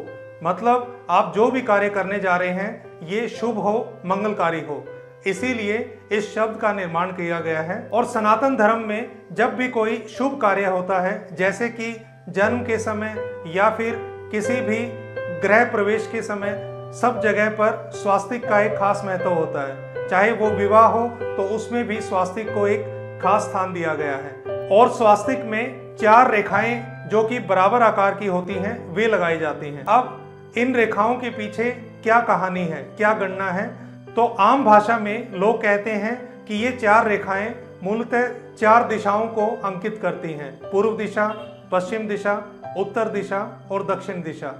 और अगर हम ज्योतिष में जाएं तो ये 4 वेदों को बताती हैं, अर्थात ऋग्वेद, सामवेद, यजुर्वेद और अथर्ववेद। और हमारे कुछ नीतिकार इसे 4 देवताओं से भी जोड़ते हैं, अर्थात ब्रह्मा, विष्णु, महेश और गणेश।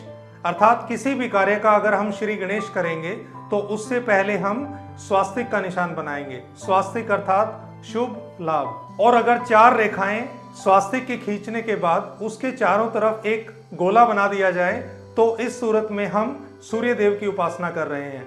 अर्थात हम चारों देवताओं जो कि ब्रह्मा, विष्णु, महेश और श्री गणेश, इनका तो आह्वान कर ही रहे हैं, साथ में हम सूर्य देव को भी पूज रहे हैं। और सूर्य देव की उपासना का अर्थ होता है कि सभी देवों को, सभी ग्रहों को खुश करना। और हिंदू धर्म के अलावा बाकी सभी धर्मों में भी स्वास्तिक को एक खास स्थान दिया गया है। जैसे कि बौद्ध धर्म में स्वास्तिक को सौभाग्य का प्रतीक माना गया है। अर्थात ये निशान आप जब भी किसी बौद्ध धर्म को मानने वाले के घर में आप जाएंगे तो वहां आप इस स्थान को अवश्य पाएंगे। घर की एंट्री के ऊपर भी आपको स्वास्तिक का निशान मिलेगा और घर में, पूजा घर में भी स्वास्तिक को एक खास स्थान मिलेगा। और स्वास्तिक केवल भगवान बुद्ध के हृदय में ही नहीं, आप उनके पग में भी स्वास्तिक के निशान को देख सकते हैं। और अगर हम जैन धर्म में देखें तो जैन धर्म में भी स्वास्तिक को एक खास स्थान मिला है, क्योंकि बौद्ध धर्म के तीर्थंकर सुपार्श्वनाथ, उन्होंने भी स्वास्तिक के लिए एक खास महिमा बताई है और ये कहा है कि जिसके घर में भी स्वास्तिक का निशान होगा वो बड़ा ही सौभाग्यशाली होगा। और एक बात आपने और भी नोटिस की होगी कि जब भी स्वास्तिक का निशान बनाया जाता है तो वो लाल रंग से बनाया जाता है। आखिर लाल रंग से ही क्यों, किसी और रंग से क्यों नहीं? तो इसके पीछे भी एक खास साइंस है। अगर इसका हम वास्तु में देखें तो लाल रंग को एक खास महत्व दिया गया है, क्योंकि कोई भी जब मांगलिक कार्य किए जाते हैं तो सिंदूर, कुमकुम, रोली, ये सभी लाल रंग के ही होते हैं। और इनसे जब वो निशान बनाया जाता है तो इस निशान की पवित्रता और साथ साथ में इस निशान को लेकर जो साहस, प्रेम और रोमांच, ये सारी चीजें भी लाल रंग के साथ उसके अंदर डाली जाती हैं। क्योंकि वैसे भी अगर हम लाल रंग के शरीर वाले व्यक्ति को देखें तो उसकी शारीरिक बनावट ही नहीं, ये लाल रंग उसके व्यक्तित्व पर भी खास प्रभाव डालता है। क्योंकि अगर किसी का लाल रंग अर्थात वो मंगल ग्रह का स्वामी होगा और ऐसे व्यक्ति के अंदर साहस और जोश जबरदस्त होगा, तो इसीलिए स्वास्तिक को लाल रंग का बनाया जाता है। तो दोस्तों, आज हमने बात की कि स्वास्तिक क्या है और स्वास्तिक हमेशा लाल रंग से क्यों बनाया जाता है, और इसके पीछे कोई वैज्ञानिक कारण है या केवल एक ऐसी परंपरा जो हम पिछले समय से अब तक ढोते आ रहे हैं। आपको हमारा ये प्रसंग कैसा लगा, प्लीज नीचे कमेंट बॉक्स में लिखें। और अगर आपके भी कोई सुझाव हैं तो उन्हें भी सजेशन बॉक्स में जरूर डालें। और हमारे इस वीडियो को ज़्यादा से ज़्यादा लोगों से शेयर करें। और अगर आपने अभी तक इस चैनल को सब्सक्राइब नहीं किया है तो प्लीज़ इस चैनल को सब्सक्राइब करें, बेल आइकन को दबाएं, ताकि फ्यूचर में आपको इसी तरह के रोमांचकारी अपडेट लगातार मिलते रहें। तो आज की वीडियो में इतना ही। हम फिर हाजिर होंगे एक नई वीडियो के साथ, एक नई जानकारी के साथ।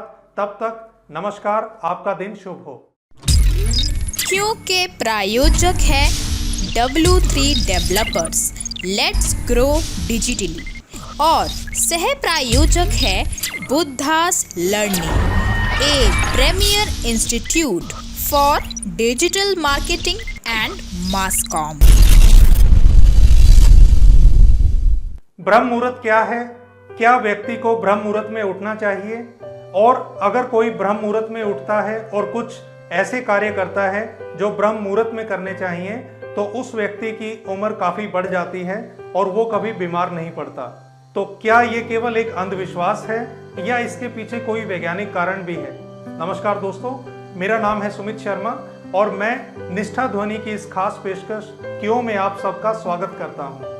और आज हम बात करेंगे कि ब्रह्म मुहूर्त में क्यों उठना चाहिए और ब्रह्म मुहूर्त में उठने वाला व्यक्ति निरोगी कैसे रह सकता है, इस बारे में। तो दोस्तों, ब्रह्म मुहूर्त के बारे में आचार्य जग्गी वासुदेव, जिन्हें सभी सदगुरु के नाम से जानते हैं, उनका कहना है कि सुबह 3:40 की वेला ये एक ऐसा समय होता है कि उस समय में भगवान और सभी देवी देवता खुद पूरी धरती पर अमृत बिखेर रहे होते हैं। तो इस समय में हमें जरूर उठना चाहिए और इस समय में जो उठता है और जो कुछ खास कार्य करता है तो उसे किसी भी तरह की कोई बीमारी नहीं होती और वो निरोगी और स्वस्थ रहता है। ऐसा क्या होता है सुबह 3:40 पर? तो इसके बारे में वे कहते हैं कि जब सूर्य 33 डिग्री अक्षांश पर होता है, अर्थात सूर्य जब लंबवत आपके बिल्कुल सिर पर होता है, तो वो समय कहलाता है ब्रह्म मुहूर्त। और उस समय में अगर आप उठे हुए हों तो वहां से लेकर अगले 12 मिनट से लेकर 20 मिनट का समय, ये वो समय है। इस समय पर आप कोई भी कार्य करेंगे तो वो अवश्य फलीभूत होगा। अब ब्रह्म मुहूर्त में ऐसा क्या करना चाहिए और क्या नहीं करना चाहिए, तो इसके बारे में हम जानते हैं। तो दोस्तों, 4 ऐसे कार्य हैं जो आपको ब्रह्म मुहूर्त में करने चाहिए। वो 4 कार्य कौन से हैं? संध्या वंदन, ध्यान, प्रार्थना और आराधना। तो ये 4 कार्य हैं जो आपको सुबह के समय करने चाहिए।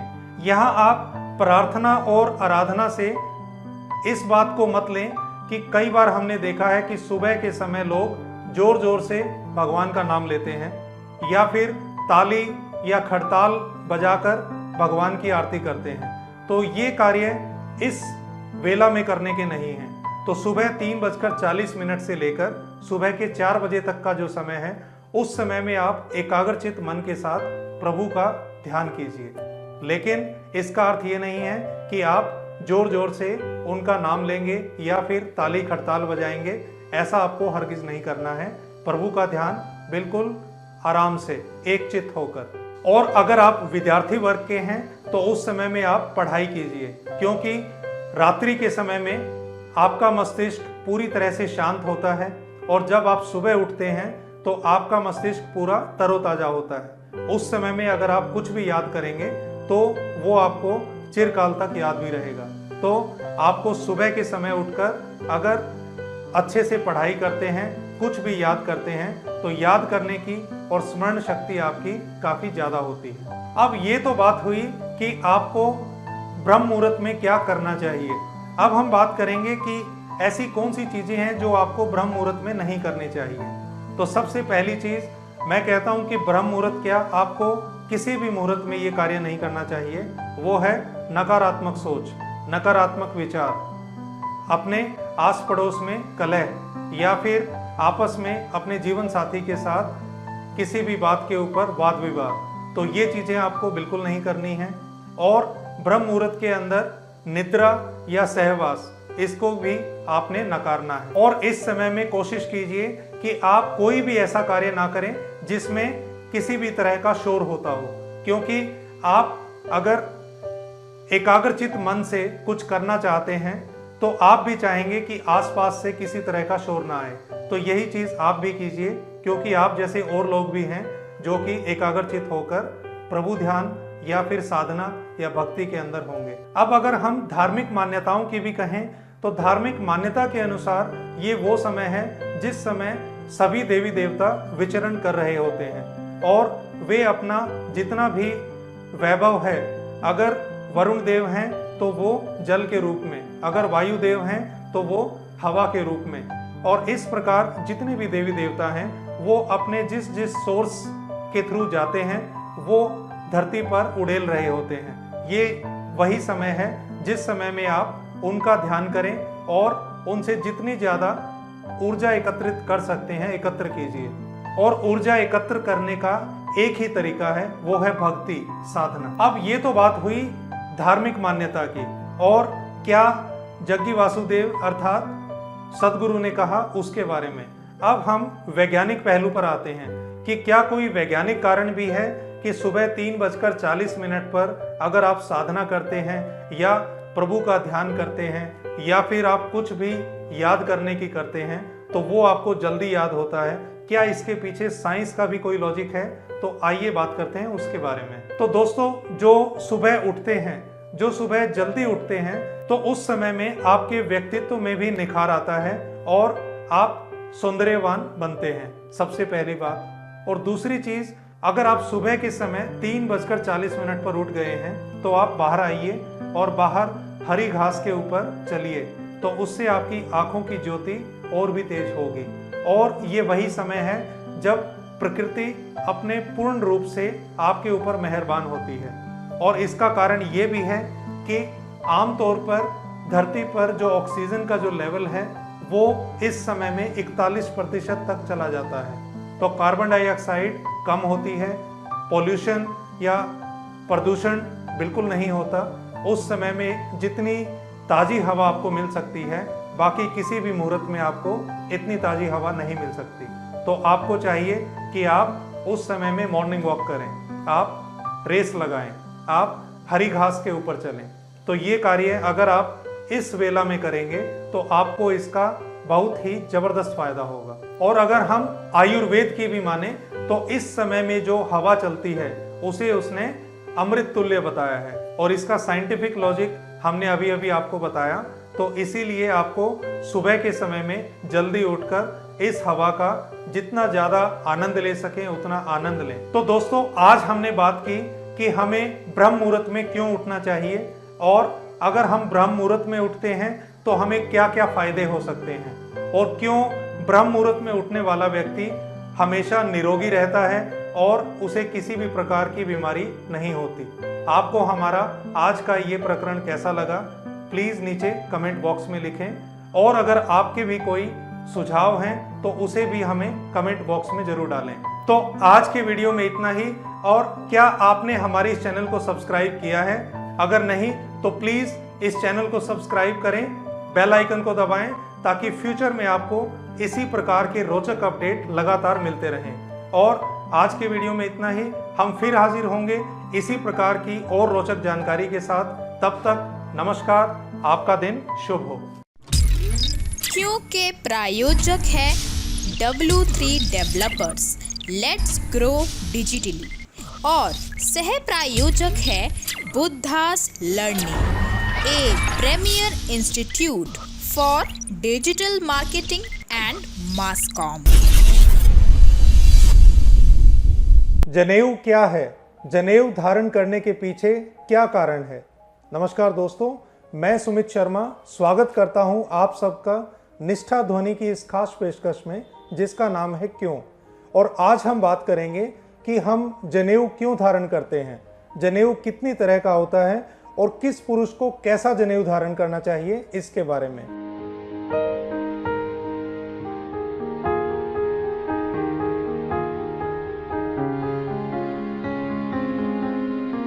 दोस्तों, आपने अक्सर पूजा पाठ के दौरान जो हिंदू धर्म को मानने वाले होते हैं उन्हें जनेऊ धारण किए हुए देखा होगा। और ये जनेऊ धारण करने की परंपरा अभी की नहीं है, ये वैदिक काल से चली आ रही है।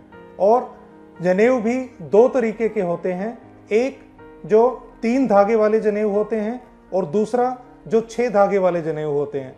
अब ये जनेऊ क्यों धारण किया जाता है और ये 3 धागे और 6 धागे का क्या कारण है, तो इसे हम आज डिटेल में जानते हैं। सबसे पहली बात, जनेऊ का जो शाब्दिक अर्थ है वो है यज्ञोपवीत या फिर ब्रह्मसूत्र। अब इसे ब्रह्मसूत्र क्यों कहा जाता है? क्योंकि ब्रह्म सूत्र, सूत्र अर्थात धागा, ब्रह्म अर्थात परमात्मा, एक ऐसा धागा जो आपको परमात्मा से बांधता है। और इसका दूसरा अर्थ है यज्ञोपवीत।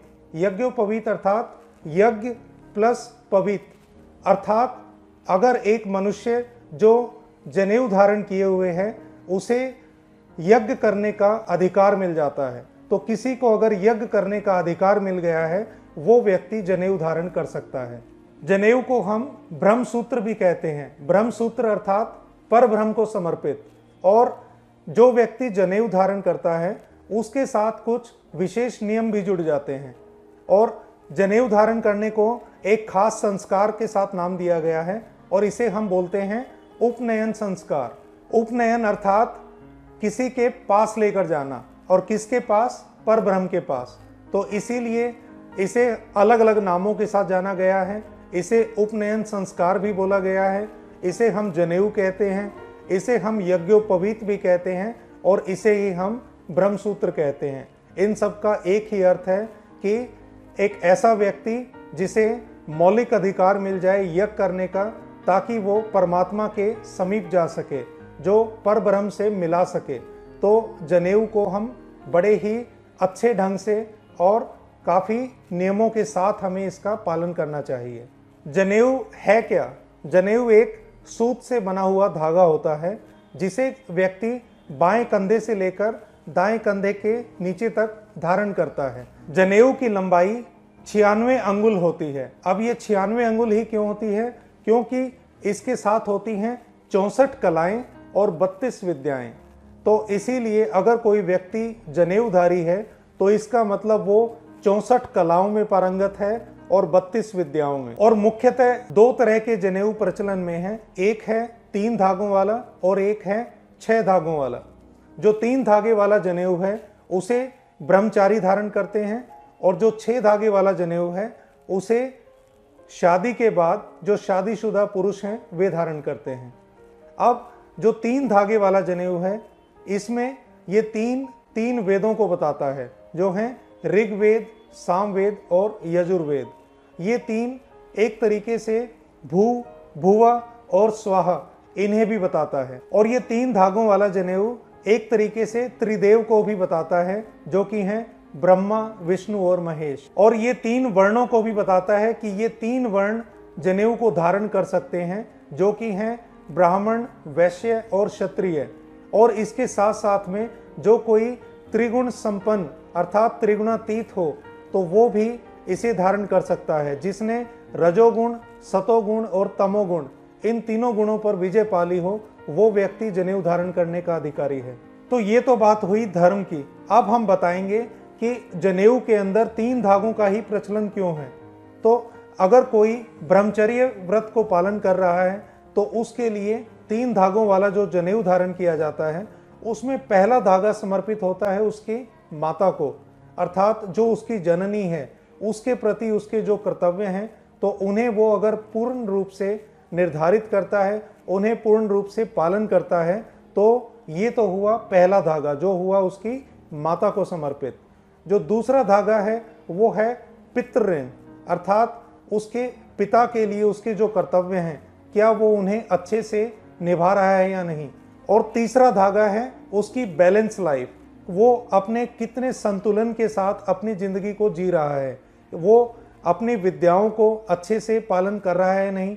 तो इन सब के समग्र रूप से जो 3 धागे बनते हैं वो बने माता, पिता और संतुलित जीवन। तो जब तक मनुष्य ब्रह्मचर्य का पालन कर रहा है तब तक वो इन 3 धागों वाले जनेऊ को पालन में लाता है। लेकिन जैसे ही वो शादीशुदा होता है, अर्थात जब वो सगाई का समय होता है, तो पंडित उस समय उनकी जनेऊ को बदल देते हैं और जो 3 धागों वाली जनेऊ है उसे हटाकर 6 धागों वाली जनेऊ पहनाई जाती है। तो अब ये चौथा, 5वां और 6ठा धागा ये किस लिए है? तो चौथा धागा समर्पित होता है उसकी पत्नी को, क्योंकि अभी तक उसके कर्तव्य थे उसकी माता, उसके पिता और वो कितनी संतुलित जीवन को जी रहा है। अब जो चौथा धागा उसके साथ जुड़ता है वो है उसकी पत्नी, क्योंकि उसकी भार्या, उसकी अर्धांगिनी, उसका आधा अंग वो चौथा धागा बनती है। और जो 5वां धागा है वो बनती है उसकी सास, क्योंकि अब केवल उसके माता पिता ही नहीं, उसके सास और ससुर ये भी उसकी जिम्मेवारी और उसके कर्तव्य में आ जाते हैं। तो जो 5वां और 6ठा धागा बने वो बने उसके सास और ससुर। तो इस प्रकार इन 6 धागों वाले जनेऊ को मनुष्य धारण करता है। पंडितों के अनुसार जनेऊ को अपवित्र ना हो जाए, इसीलिए जब लघु शंका या दीर्घ शंका का समय होता है तो उसे कान के ऊपर से धारण कर लिया जाता है। अब उसे कान के ऊपर से जो धारण करते हैं, इसके पीछे भी एक साइंटिफिक तर्क है। इसके पीछे जो वैज्ञानिक कारण है वो ये है, क्योंकि यहाँ से एक खास नाड़ी जाती है जिसका नाम है लोहितिका नाड़ी, और इस नाड़ी को अगर दबा दिया जाए तो व्यक्ति को किसी भी किस्म की हर्निया या फिर मूत्र से संबंधित कोई भी अगर परेशानी है या बीमारी है वो उसे नहीं होगी। तो आपने देखा कि जनेऊ धारण करने के बाद जो लघु शंका या दीर्घ शंका के समय जो कान के ऊपर से जनेऊ को लिया जाता है, उसके पीछे भी एक वैज्ञानिक सोच छुपी हुई है। तो ये तो बात हुई कि जब लघु शंका या दीर्घ शंका की जा रही है तो जनेऊ को कान के ऊपर से लिया गया, इसके पीछे साइंटिफिक कारण क्या है। अब इसके पीछे एक दूसरा लॉजिक, जो कि हम इसे बाएं कंधे से लेकर इधर इस तरीके से जो धारण करते हैं, तो इसका मुख्य कारण ये है कि जब हृदय के पास से जनेऊ जाती है तो ये आपके रक्त संचार को भी कंट्रोल में करती है, ताकि आपका हृदय सही से काम करे। और जो व्यक्ति जनेऊ धारण करता है उसे कब्ज, एसिडिटी, इस तरह की बीमारियां भी नहीं होती। और इसके साथ साथ जिस व्यक्ति को रात्रि को बुरे स्वप्न आते हैं, अगर वो भी जनेऊ धारण करे और जनेऊ के जो नियम हैं उन्हें अच्छे से पालन करें, तो उसे भी रात्रि को बुरे स्वप्न नहीं आएंगे। तो आपने देखा कि जनेऊ धारण करने के पीछे केवल एक रूढ़िवादी मानसिकता नहीं है जिसे हम शुरू से चिरकाल से ढोते हुए आ रहे हैं। इसके पीछे भी एक साइंटिफिक कारण है और एक वैज्ञानिक तर्क छिपा हुआ है। तो दोस्तों, आज हमने चर्चा की कि जनेऊ क्या है, जनेऊ क्यों धारण किया जाता है, और जनेऊ कितने प्रकार का है, और किस पुरुष को किस तरह का जनेऊ धारण करना चाहिए, इसके बारे में। आपको हमारा ये प्रसंग कैसा लगा, प्लीज़ नीचे कमेंट बॉक्स में ज़रूर लिखें। और अगर आपके भी कोई सुझाव हैं तो उसे भी नीचे सजेशन बॉक्स में ज़रूर डालें। और अगर आपने अभी तक हमारे इस चैनल को सब्सक्राइब नहीं किया है तो प्लीज़ इस चैनल को सब्सक्राइब करें, बेल आइकन को दबाएं, ताकि भविष्य में आपको इसी तरह की रोचक जानकारियां लगातार मिलती रहें। आज के वीडियो में इतना ही। इसी किस्म के और भी रोचक वीडियोस और भी रोचक जानकारियां लेकर हम आते रहेंगे। तब तक नमस्कार, आपका दिन शुभ हो। क्योंकि प्रायोजक है W3 developers, let's grow digitally, और सह प्रायोजक है Buddha's learning, a premier institute for digital marketing and mass com. क्या आपने गौर किया है कि जब भी हम शमशान में किसी का अंतिम संस्कार करने के बाद घर आते हैं, तो घर आने के बाद हमें पानी की कुछ बूंदें अपने ऊपर डालने के लिए कहा जाता है, और फिर उसके बाद स्नान करने के लिए कहा जाता है, और फिर कहा जाता है कि जो भी वस्त्र आप पहनकर गए थे उन्हें आप यहीं उतार दें और नए वस्त्रों को धारण कर लें। क्या इसके पीछे कोई लॉजिक है, कोई साइंटिफिक तर्क है, या कोई एक रूढ़िवादी मानसिकता है जिसे हम चिरकाल से ढोते हुए आ रहे हैं? नमस्कार दोस्तों, निष्ठा ध्वनि की इस खास पेशकश में आपका स्वागत है, जिसका नाम है क्यों। और आज हम इसी के बारे में बात करेंगे कि क्यों शमशान घाट में जाकर जब वापस आते हैं तो नहाना जरूरी है, अपने ऊपर पानी छिड़कना जरूरी है, और अगर आप जो भी वस्त्र पहनकर गए थे उन वस्त्रों को त्याग कर नए वस्त्रों को धारण करना, ये भी कितना जरूरी है। जन्म और मृत्यु ये प्रकृति के अटल सत्यों में से आते हैं। अगर कोई व्यक्ति पैदा हुआ है तो उसका मरना भी तय है, और जो 16 संस्कार हैं उनमें से एक संस्कार होता है मृत्यु।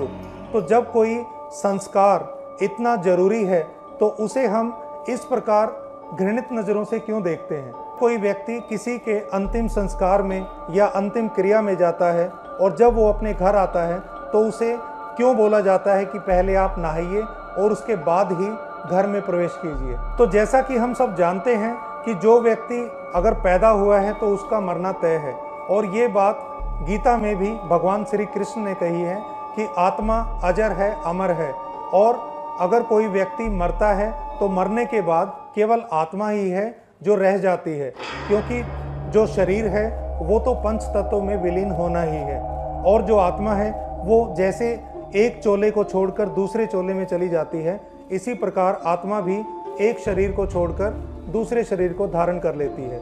लेकिन जो नश्वर शरीर है उसे हम हिंदू धर्म में जलाते हैं, उसे हम शमशान में जाकर पूरी विधि विधान के साथ उसकी अंतिम क्रिया करते हैं। और उस अंतिम क्रिया के बाद जब हम घर आते हैं तो उसके लिए नहाना जरूरी होता है। आज हम इसके बारे में भी बात करेंगे कि क्यों महिलाओं का शमशान घाट में जाना वर्जित है। अब हर किसी बात के साथ कोई ना कोई अंधविश्वास भी जुड़ा होता है। एक सबसे बड़ा अंधविश्वास जो मैं आपको कहूँगा वो ये है, जब कोई व्यक्ति अंतिम संस्कार के बाद घर आता है तो जो बड़े बुजुर्ग हैं वे कहते हैं कि कोई भूत ना चिपट गया हो तो इसे बोलो कि नहा ले, या फिर वस्त्रों को इसीलिए बदल ले कि कहीं कोई बुरी आत्मा इसके कपड़ों के साथ ना आ गई हो। तो ये दोस्तों एक अंधविश्वास है, भ्रम है। ऐसा हरगिज नहीं होता कि कोई आत्मा या कोई भूत आपके साथ शमशान से चलकर आ जाए। ये केवल इसलिए होता है कि जिस जगह पर आप किसी की अंत्येष्टि करते हैं वहाँ पर अलग अलग तरह के कीटाणु होते हैं, कुछ बैक्टीरिया होते हैं जो कि आपके कपड़ों के ऊपर लगकर भी आ सकते हैं, और उस एनवायरनमेंट में ऐसे बैक्टीरिया होते हैं जो आपके शरीर पर भी आ सकते हैं। लेकिन जब आप घर आकर नहाते हैं और अपने उन मलिन कपड़ों को धोते हैं तो उसके साथ वो बैक्टीरिया साफ हो जाते हैं। इसीलिए घर आकर नहाना जरूरी बताया गया है। ये हुआ साइंटिफिक लॉजिक। तो दोस्तों अभी तक तो हमने बात की कि अगर कोई व्यक्ति शमशान घाट में जाता है तो उसके बाद जब वो वापस आता है तो उसके लिए नहाना क्यों जरूरी है, इसके पीछे अंधविश्वास क्या है और इसके पीछे साइंटिफिक लॉजिक क्या है। अब हम बात करेंगे तंत्र साधना की कि तंत्र विज्ञान इसके बारे में क्या कहता है। तो आपने अक्सर देखा होगा कि जितने भी अघोरी हैं, जितने भी तांत्रिक हैं, ओझा हैं, तो वे सभी लोग शमशान घाट में जाकर तंत्र साधना करते हैं। अब शमशान घाट में अगर कोई तंत्र साधना करेगा तो वहाँ पर यकीनन कुछ नकारात्मक ऊर्जा भी उत्पन्न हो सकती है। तो अगर कोई व्यक्ति ऐसा है जो कि कमज़ोर दिल वाला है तो उसके साथ इस प्रकार की नकारात्मक ऊर्जा जल्दी प्रभाव डाल सकती है, उसके ऊपर हावी हो सकती है। तो इसीलिए ऐसे व्यक्ति जब घर आते हैं तो उन्हें बोला जाता है कि आप अपने ऊपर शीतल जल छिड़क लें और शीतल जल के साथ स्नान करें, क्योंकि अगर उनके साथ कोई इस प्रकार की नकारात्मक ऊर्जा होगी तो शीतल जल के स्पर्श के साथ उसका भी अंत हो जाएगा, अर्थात वो उस कमजोर हृदय वाले इंसान के ऊपर भी बुरा प्रभाव नहीं डालेगी। और इसी के साथ ही जुड़ा हुआ है एक दूसरा तथ्य कि औरतों का शमशान में जाना क्यों वर्जित है, क्योंकि जो औरतों का हृदय है वो भी काफ़ी कमज़ोर माना गया है। तो अगर औरतें शमशान में जाना शुरू कर देंगी तो उनके ऊपर इस किस्म की नकारात्मक ऊर्जा जल्दी प्रभाव डालेगी और उनके ऊपर जल्दी हावी होगी, क्योंकि दाह संस्कार के समय जो भी आत्मा होती है वो सूक्ष्म रूप में ही सही लेकिन उस स्थान के ऊपर होती है। तो इसीलिए या तो वो आत्मा उनके ऊपर हावी हो सकती है और इसके साथ साथ ऐसा भी हो सकता है कि जो तंत्र साधना करने वाले पुरुष वहाँ पर रात्रि के समय होते हैं, उन्होंने जो नकारात्मक ऊर्जा वहाँ पर पैदा की होती है कहीं वो ना आपको प्रभावित कर ले, इसीलिए औरतों का इस स्थान के ऊपर जाना वर्जित बताया गया है। तो दोस्तों आज हमने बात की इन दो कारणों की कि क्यों अगर कोई दाह संस्कार के समय शमशान में जाता है और उसके बाद जब वो वापस आता है तो उसके लिए नहाना कितना ज़रूरी है, अपने ऊपर शीतल जल का छिड़काव करना कितना ज़रूरी है, और क्यों महिलाओं का ऐसे स्थान पर जाना वर्जित है, इसके बारे में। आपको हमारा ये प्रसंग कैसा लगा प्लीज़ नीचे कमेंट बॉक्स में ज़रूर लिखें, और अगर आपके भी कोई सुझाव हैं तो उसे भी नीचे सजेशन बॉक्स में ज़रूर डालें, और हमारे इस वीडियो को ज़्यादा से ज़्यादा लोगों के साथ शेयर करें। और अगर आपने अभी तक इस चैनल को सब्सक्राइब नहीं किया है तो प्लीज़ इस चैनल को सब्सक्राइब करें, बेल आइकन को दबाएं ताकि भविष्य में आपको इसी किस्म के रोचक अपडेट लगातार मिलते रहें। और आज की वीडियो में इतना ही, हम इसी तरह के और भी अपडेट लेकर आते रहेंगे। तब तक नमस्कार, आपका दिन शुभ हो। क्योंकि प्रायोजक है W3 developers, let's grow digitally, और सह प्रायोजक है Buddha's learning, a premier institute for digital marketing and mass comm। जप करते समय माला का क्या महत्व है और माला के अंदर 108 मनके ही क्यों होते हैं? क्या ये केवल एक इत्तेफाक है या केवल एक महज अंधविश्वास है या इसके पीछे कोई वैज्ञानिक तर्क भी छुपा है? नमस्कार दोस्तों, मैं सुमित शर्मा निष्ठा ध्वनि की इस खास पेशकश में आप सबका स्वागत करता हूं, जिसका नाम है क्यों। और आज हम बात करेंगे कि माला फेरते समय 108 मनके होने क्यों जरूरी हैं और अगर हम जप या साधना करते हैं तो हाथ में माला क्यों होनी चाहिए, इसके बारे में। प्राचीन काल से ही माला का हिंदू धर्म में एक खास महत्व है। जब भी हम कोई पूजा पाठ करते हैं या फिर उपासना करते हैं तो माला एक प्रकार से आस्था का केंद्र बिंदु बन गई है। जब भी हम भगवान का नाम लेते हैं तो हाथ में जैसे माला होना बहुत जरूरी है। तो इसके पीछे क्या कारण है, तो हम आज इसी के बारे में बात कर रहे हैं। हम अक्सर देखते हैं कि रुद्राक्ष की, तुलसी की, सफुटिक की, इस प्रकार की या फिर मोतियों की माला हम अक्सर पूजा घर में देखते हैं और जो हमारे बड़े बूढ़े हैं उनके हाथ में भी आप रोजारी अर्थात माला देखेंगे। और प्राचीन काल से ही हिंदू धर्म में माला को एक खास स्थान मिला है। जब भी हम अपने घर में किसी बड़े बुजुर्ग को देखते हैं या फिर पुजारी को, तो वे सभी अपने हाथ में माला को अवश्य लिए हुए होते हैं। तो माला का क्या स्थान है? अंगिरा स्मृति में माला को लेकर एक खास मंत्र भी है, एक श्लोक है जो मैं आपको बताता हूँ। बिना दमश्चैव कृतम सत्यदानम विनोदकम असंख्यताम तु यजत्यम ततस्व निष्फल भवेत। अर्थात बिना कुश और बिना माला के आप कितनी भी संख्या में भगवान का नाम जप लें वो अर्थहीन है और ऐसी किसी भी प्रकार की भक्ति का कोई फल नहीं मिलता अगर आपके हाथ में माला ना हो। अब ये तो बात आई कि माला को हाथ में लेने का क्या महत्व है, क्योंकि कोई भी आप धार्मिक अनुष्ठान करेंगे और भगवान का नाम लेंगे, उसमें अगर आप बिना माला के जप करेंगे तो वो अर्थहीन है, जैसा कि अंगिरा स्मृति में आया। अब दूसरी चीज है कि माला में 108 मनकों का होना। क्या 108 मनके ही होने चाहिए? 107 या 109 क्यों नहीं, या 100 से कम क्यों नहीं? तो इसके पीछे भी शिव पुराण में एक मंत्र बताया गया है। एक श्लोक के द्वारा मैं इसकी विवेचना करता हूँ। अष्टोत्तर शतम माला तत्र स्यात्रम ममोत्तम शत संख्योत्तमा माला पंचाशत मध्यमा। अर्थात 108 मालाओं से किया हुआ कोई भी जप वो सर्वोत्तम है और 100 मनकों के साथ की हुई माला के साथ अगर जप किया जाए तो वो श्रेष्ठ है। और अगर 50 या 100 के बीच में अगर कोई भी क्रम हो, उसके अंदर अगर कोई माला या उसके मनके हों, उसके द्वारा किया गया जप मध्यम है। तो हमें सर्वोत्तम करना चाहिए जो कि मिलता है 108 से। ये तो बात आई कि श्लोक में क्या आता है। अब जरा हम इसके दूसरे पहलू पे भी गौर करते हैं कि धार्मिक आस्था में 108 ही क्यों। अब जरा हम आपको बता दें कि कुल 27 नक्षत्र होते हैं और 4 चरण, और अगर हम इनको गुणा करें तो 27 को अगर 4 से गुना किया जाता है तो आता है 108। इसीलिए 108 का चलन है। अब जरा हम दूसरी मान्यता पे आते हैं तो हम आपको बताते हैं कि 12 राशियां हैं और 9 ग्रह हैं। तो अगर आपको 12 राशियों में से किसी भी तरह की आपकी राशि है, चाहे आप कर्क राशि के हों, चाहे आप मकर राशि के, चाहे मेष राशि के, किसी भी राशि के आप हैं और आप 9 ग्रहों को प्रसन्न करना चाहते हैं, तो 12 को अगर हम 9 से गुना करेंगे तो भी गुणांक 108 आएगा।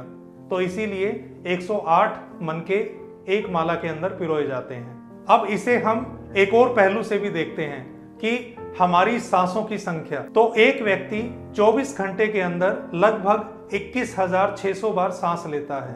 अब 24 घंटे में 21,600 बार सांस लेना, जिसमें दिन भी हैं और रात भी। दिन के समय में हम माला का प्रयोग सर्वथा उचित मानते हैं, रात्रि के समय नहीं। तो इसका अर्थ हुआ कि 12 घंटे, तो 12 घंटे में 10,800 बार सांस। अब आप 10,800 बार सांस ले रहे हैं, उसमें आखिरी 2 शून्यों को हम हटा देते हैं तो बनता है 108। अर्थात आप अगर दिन में 10,800 सांस ले रहे हैं तो उसमें से 108 सांसें प्रभु के लिए जरूर लगाएं, तो आपकी माला बनी 108 मनकों वाली। और अगर हम एक और मान्यता देखें जो कि सूर्य और उसकी कलाओं से संबंधित है, तो एक वर्ष में सूर्य लगभग 2,16,000 कलाएं बदलता है और इसमें से 6 माह वो उत्तरायण में रहता है और 6 माह दक्षिणायन में। और हम अगर उत्तरायण के 6 माह को कंसीडर करें तो ये बनते हैं 1,08,000। तो 1,08,000 कलाएं, अगर हम इसमें आखिरी के 3 शून्य हटा देते हैं तो संख्या बनती है 108, अर्थात हर एक मन का एक एक कला के लिए। तो इसीलिए भी एक माला के अंदर 108 मन के पिरोए जाते हैं। तो इस प्रकार आपने देखा कि अलग अलग मान्यताएं और किस लिए एक माला के अंदर 108 मन के पिरोए जाते हैं, और इस 108 की संख्या को बड़ा ही पवित्र माना गया है। इसीलिए आपने जैन धर्म में देखा होगा कि श्री श्री 108 इस प्रकार से कई जगत गुरु और धर्म गुरुओं के भी नाम होते हैं, जिसमें 108 को खास स्थान मिला है। अब हम एक्यूप्रेशर की भी माने तो इसमें आपने देखा होगा कि जब भी आप माला को जपते हैं तो आप अंगूठे को और इस उंगली को इस्तेमाल में लाते हैं, और इसमें आपकी जो नाड़ियां हैं जो दबती हैं, तो उससे हमारे शरीर में जो रक्त का प्रवाह है और हमारी जो धमनियां हैं वो भी अच्छे से कार्य करती हैं। इसीलिए आपने देखा होगा कि जब भी माला को बनाया जाता है तो वो तुलसी, रुद्राक्ष, स्फटिक इस तरह की वनस्पतियों के साथ बनाया जाता है। और माला जपते समय एक बात का खास ख्याल रखा जाता है कि जब भी आप माला का जाप करते हैं तो उसमें जो एक मुख्य गांठ जो सबसे ऊपर होती है उसे कभी भी लांगा नहीं जाता।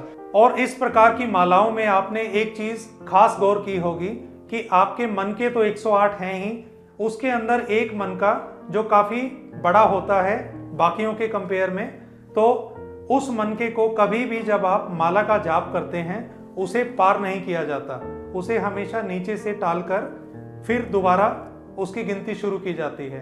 तो इस मनके को बोला जाता है सुमेरु पर्वत, और माला जपते समय कभी भी सुमेरु पर्वत को लांगा नहीं जाता। अब ये तो बातें हुई कि माला किस तरह की होनी चाहिए और मालाओं में 108 मनके क्यों डाले जाते हैं। अब जरा हम बात करते हैं तंत्र साधना की कि किस तरह की माला किस चीज के लिए कारगर होती है। जैसे कि अगर आपको अपने शत्रुओं पर विजय पानी है तो इसके लिए आपको कमल गट्टे की माला से भगवान का नाम लेना चाहिए, और अगर आपको तामसी कार्य अपने सिद्ध करने हैं तो उसके लिए सर्पहड्डी की माला विशेष तौर पर इस्तेमाल में करनी चाहिए। और अगर आप विष्णु जी को प्रसन्न करना चाहते हैं तो तुलसी की माला को इस्तेमाल में लाएं। और अगर आप दीर्घायु होना चाहते हैं या महामृत्युंजय मंत्र का जाप करना चाहते हैं तो उसके लिए रुद्राक्ष की माला को इस्तेमाल करें। और पाप नाश के लिए कुश ग्रंथि की माला इस्तेमाल में आनी चाहिए। और इसी प्रकार अगर किसी तरह की नजर या टोना टोटका हो गया है तो उसे दूर करने के लिए व्याघ्र नख की माला को प्रावधान में लाया गया है। तो दोस्तों, आज हमने बात की अलग अलग तरह की मालाओं के बारे में कि माला को कैसे जपना चाहिए और माला के अंदर कितने मनके होने चाहिए और किस प्रकार के अनुष्ठान के लिए किस तरह की माला को इस्तेमाल में लाना चाहिए। तो आज का ये प्रसंग आपको कैसा लगा प्लीज नीचे कमेंट बॉक्स में लिखें। तो आज का ये प्रसंग कैसा लगा इसे नीचे कमेंट बॉक्स में लिखें, और अगर आपके भी कोई सुझाव हैं तो उन्हें भी नीचे कमेंट बॉक्स में डालें, और हमारी इस वीडियो को ज्यादा से ज्यादा लोगों के साथ शेयर करें। और अगर आपने अभी तक हमारे इस चैनल को सब्सक्राइब नहीं किया है तो प्लीज इस चैनल को सब्सक्राइब करें, बेल आइकन को दबाएं ताकि फ्यूचर में आपको इसी प्रकार के रोचक अपडेट लगातार मिलते रहें। और हमारे आज के वीडियो में इतना ही, इसी प्रकार के रोचक प्रसंग लेकर हम आते रहेंगे। तब तक नमस्कार, आपका दिन शुभ हो, धन्यवाद। रात में लाश को अकेला क्यों नहीं छोड़ते, इसके पीछे कोई वैज्ञानिक कारण है या एक महज अंधविश्वास? नमस्कार दोस्तों, मैं सुमित शर्मा स्वागत करता हूं आप सबका निष्ठा ध्वनि की इस खास पेशकश में जिसका नाम है क्यों। और आज हम बात करने वाले हैं कि रात के समय लाश को अकेला क्यों नहीं छोड़ा जाता, इसके बारे में। सबसे पहले हम शुरू करते हैं आध्यात्मिक पहलू से। गरुड़ पुराण में भी ऐसा लिखा है कि अगर कोई रात्रि का पहर हो जाता है और उस समय में अगर लाश आपके घर पे है तो उस समय में उसे अकेला नहीं छोड़ा जाता और रात्रि के समय या फिर पंचक के समय दाह संस्कार भी नहीं किया जाता, क्योंकि उस समय में अगर मुखाग्नि दे दी जाए तो वह जीव किसी न किसी प्रेत या फिर राक्षस की योनि में जन्म लेता है। इसके पीछे का अगर हम साइंटिफिक पहलू देखें तो अगर कोई जीवित मनुष्य होता है तो वो ऑक्सीजन को तो अंदर लेता है और कार्बन डाइऑक्साइड को बाहर छोड़ता है, लेकिन जब उसके श्वास पूरे हो जाते हैं तो केवल कार्बन डाइऑक्साइड अंदर आती चली जाएगी और अगर रुई इत्यादि ना लगाई हुई हो तो वह मुर्दा ऊपर खड़ा हो जाएगा। तो ये भी एक कारण है कि कभी भी लाश को अकेला नहीं छोड़ा जाता, कोई ना कोई परिचित जन उसके आसपास होते हैं। अब ये तो हुए आध्यात्मिक कारण और साइंटिफिक तर्क। अब जो कॉमन सेंस है वो कहती है कि लाश को अकेला क्यों छोड़ना नहीं चाहिए। सबसे पहला कारण है कि कोई भी बिल्ली, कुत्ता या इसी तरह का कोई जानवर उस लाश को नोच ना ले या फिर उसे वहां से घसीट कर बाहर ना ले जाए। और इसका दूसरा कारण ये भी होता है कि अगर हम किसी भी लाश को अनअटेंडेड छोड़ देते हैं तो उस जगह पर उस मुर्दे में से कहीं दुर्गंध ना आने लग जाए, तो इसीलिए भी किसी परिचित का उस स्थान पर वहां पर होना जरूरी है। और तीसरा मुख्य कारण है कि कोई भी बुरी ताकतें उस समय उस शरीर पर हावी हो सकती हैं, क्योंकि अगर कोई ऐसा शरीर पड़ा है उसके ऊपर कोई भी बुरी ताकत वो अपना कब्जा जमा सकती है, लेकिन अगर वो अपने परिजनों से घिरा हुआ होगा तो उस स्थान पर वह बुरी ताकत नहीं आएगी। और इसके साथ साथ एक चीज और भी हो सकती है कि अगर कोई ऐसी लाश पड़ी है जहां पर उसके आसपास कोई नहीं है तो ऐसी लाश को कोई भी तांत्रिक या फिर अघोरी वे भी अपने साथ लेकर जा सकते हैं और उसका या तो मिसयूज कर सकते हैं या फिर उसका भक्षण कर सकते हैं। तो दोस्तों, जैसा कि हमने आज के वीडियो में देखा कि ये 3 ऐसे मुख्य कारण हैं, जो कि आध्यात्मिक कारण हमने आपको बताया जो कि गरुड़ पुराण से लिया गया था, और दूसरा कारण जो हमने आपको बताया वो था कि एक कॉमन सेंस जो आपको कहती है कि क्यों एक मुर्दे को अकेला नहीं छोड़ा जाता, और तीसरा कारण था कि साइंटिफिक लॉजिक क्या है उसके पीछे। तो अब ये आप डिसाइड कीजिए कि इनमें से कौन सा कारण आपको लगा कि ये कुछ नया है। और इसके साथ साथ एक चीज़ मैं आपको और बताता हूँ कि जब किसी शव को अकेला छोड़ा जाता है और वो रात्रि का पहर पार हो जाता है तभी उसे मुखाग्नि दी जाती है। ऐसा भी होता है कि जब कोई मरता है तो उस समय में अगर उसके कोई खास परिजन या फिर उसके बेटा या बेटी उस जगह पर नहीं होते तो उनका भी इंतजार किया जाता है ताकि उसके परिजन मिल सकें और उसके बेटे के हाथों उसे मुखाग्नि दी जा सके। तो दोस्तों, जैसा कि हमने आज हर पहलू पर विचार किया कि क्यों लाश को अकेला छोड़ा नहीं जाता, तो आपको हमारा ये प्रकरण कैसा लगा उसे नीचे कमेंट बॉक्स में लिखें। हमारे इस वीडियो को लाइक करें, इस चैनल को सब्सक्राइब करें और बेल आइकन को दबाना ना भूलें ताकि भविष्य में आपको इसी प्रकार के रोचक अपडेट्स लगातार मिलते रहें। और क्योंकि इस खास पेशकश में बने रहने के लिए आप सबका शुक्रिया। आपका दिन शुभ हो। नमस्कार।